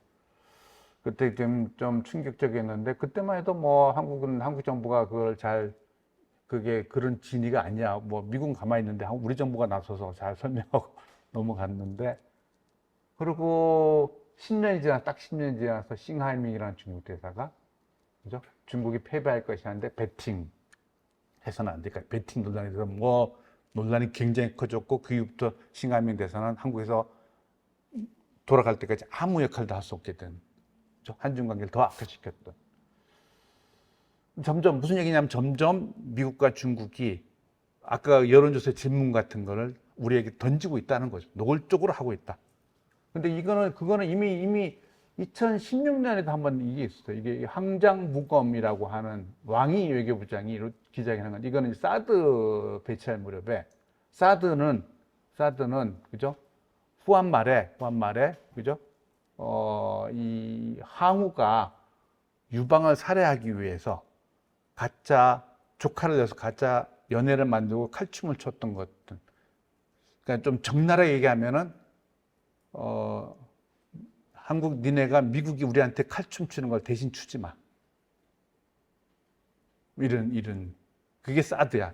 중국은 그게 사드야. 니네가 미국의 칼을 가지고 우리를 향해서 우리를 저격하고 있는 거야. 그러니까 사드도 그렇고 앞으로 그렇고 이런 문제들이 또 발생할 수 있는데 중국이 주는 메시지는 뭐냐면은 사드라는 무기보다는 사실은 한국의 입장이 뭐냐 하는 거예요. 한국의 입장이 미국이 원하는 방향대로 니네들이 중국을 압박하고 견제하는데 적극적으로 동참할 거야 말 거야. 그거를 확인하고 싶다는 거. 그러지 않았으면 좋겠다. 중국 입장에서는 중국의 한반도 입장은 그죠? 뭐냐면 최대치는 우리 편이 됐으면 좋겠다. 쉽게 얘기하면은 그렇지만은 최소치는 앞장서지 마라. 미국이 주도하는 미국의 견제하는 그 압박에 앞장서지 말라는 건데 지금은 점점 갈수록 진실의 시간이 다가오고 있어요. 통상 협상 끝났지만 이제 한미 정상회담 본격적으로 안보 문제가 불거졌을 때 미국이 노골적으로 중국 견제에 니네가 앞장서야 되지 않겠어? 안 그러면 주한미군 뺄 거야. 또는 주한미 역할을 변화시킬 거야. 했을 때 한국이 어떻게 입장을 선회해야 될지. 지금 구도로 봤을 때 미국이 칼을 쥐고 있는 입장에서 미국의 요구를 무시하기는 굉장히 어렵죠. 네. 그런데 사드 때보다 더 중국에게 이해를 시키기 어려운 구조 상황에 있어요. 소통 채널이나 그게 없어요. 없던 상태예요. 그러니까 중국은 뭔가 한국의 목소리를 듣고 싶은 걸 거예요. 우리의 기조는 이런 거잖아요. 우리는 주한미군은 중요해. 주한미 역할은 북한의 위협을 대응하기 위한 거야. 중국을 겨냥한 것은 아니야 하는 것은 우리의 공식적인 그거예요. 그런데 실제 하는 행동들이 과연 그런가 안 그런가 어디까지 우리가 참여할 것이 특히 대만 문제에 있어서 대만 문제에 있어서는 여론은 이런 거예요. 대만 해협의 긴장 갈등이 점점 더 중요해지고 있다 하는 의견이 높아요. 그런데 정작 군사적 충돌이 나면 우리가 어디까지 해야 돼? 그죠? 최대치는 인도적 지원 정도. 머물러야지 군사적 지원이나 관여해서는 안 돼요. 심지어 관여하지 말자는 얘기도 굉장히 두 번째로 높아요. 그리고 주한미군은 주한미군은 사실은 우리가 어떻게 할 수는 없잖아요. 그럼에도 불구하고 주한미군의 역할도 후방 지원에 한국군에 머물러 있어야 되고 거기 참여해서는 안 되고 후방 지원하거나 그죠? 원래 고유의 역할인 북한 위협에 집중해야 돼. 이렇게 얘기해요. 여론은 이런데 우리가 직접 대만 해협의 위기에 참여하지는 않다 할지라도 주한미군의 역할이 바뀌었을 때 그죠? 그거를 우리가 여론의 요구대로 할 수 있을까 하는 어떤 좀 의구심이 있고요. 그런데 그래서 약간 대만 문제를 좀 길게 얘기한 이유는 대만 문제가 이렇게까지 긴장으로 갈 가능성, 더 긴장으로 가서 전쟁의 위협이 임박할 때 갈 가능성은 제 생각에 높지 않다. 높지 않다. 너무 과도한 그 긴장 상황 상정해서 우리의 액션을 미리부터 선제적으로 제시할 필요는 없다. 만약 진짜 대만 해협에 충돌이 발생하고 긴장이 높아지면 우리도 해외 의존도가 높은 입장에서 시레인의 안정이라는 게 굉장히 중요하잖아요. 근데 그 정도로 갈 가능성은 굉장히 희박하다. 그걸 상정하고 자꾸 그 긴장이 높아지는 방향으로 우리의 그 대응을 모색할 필요는 없다. 오히려 항상 미중 관계는 항상 대만 문제가 에스컬레이션 돼서 긴장이 높아지면은 적정 수준 다시 톤다운 시키는 그 과정을 지난 70년간 계속 반복해 왔던 거라는 거를 다시 좀 기억해 주면 좋겠다 하는 생각이 좀 있습니다. 수고하셨습니다. 감사합니다.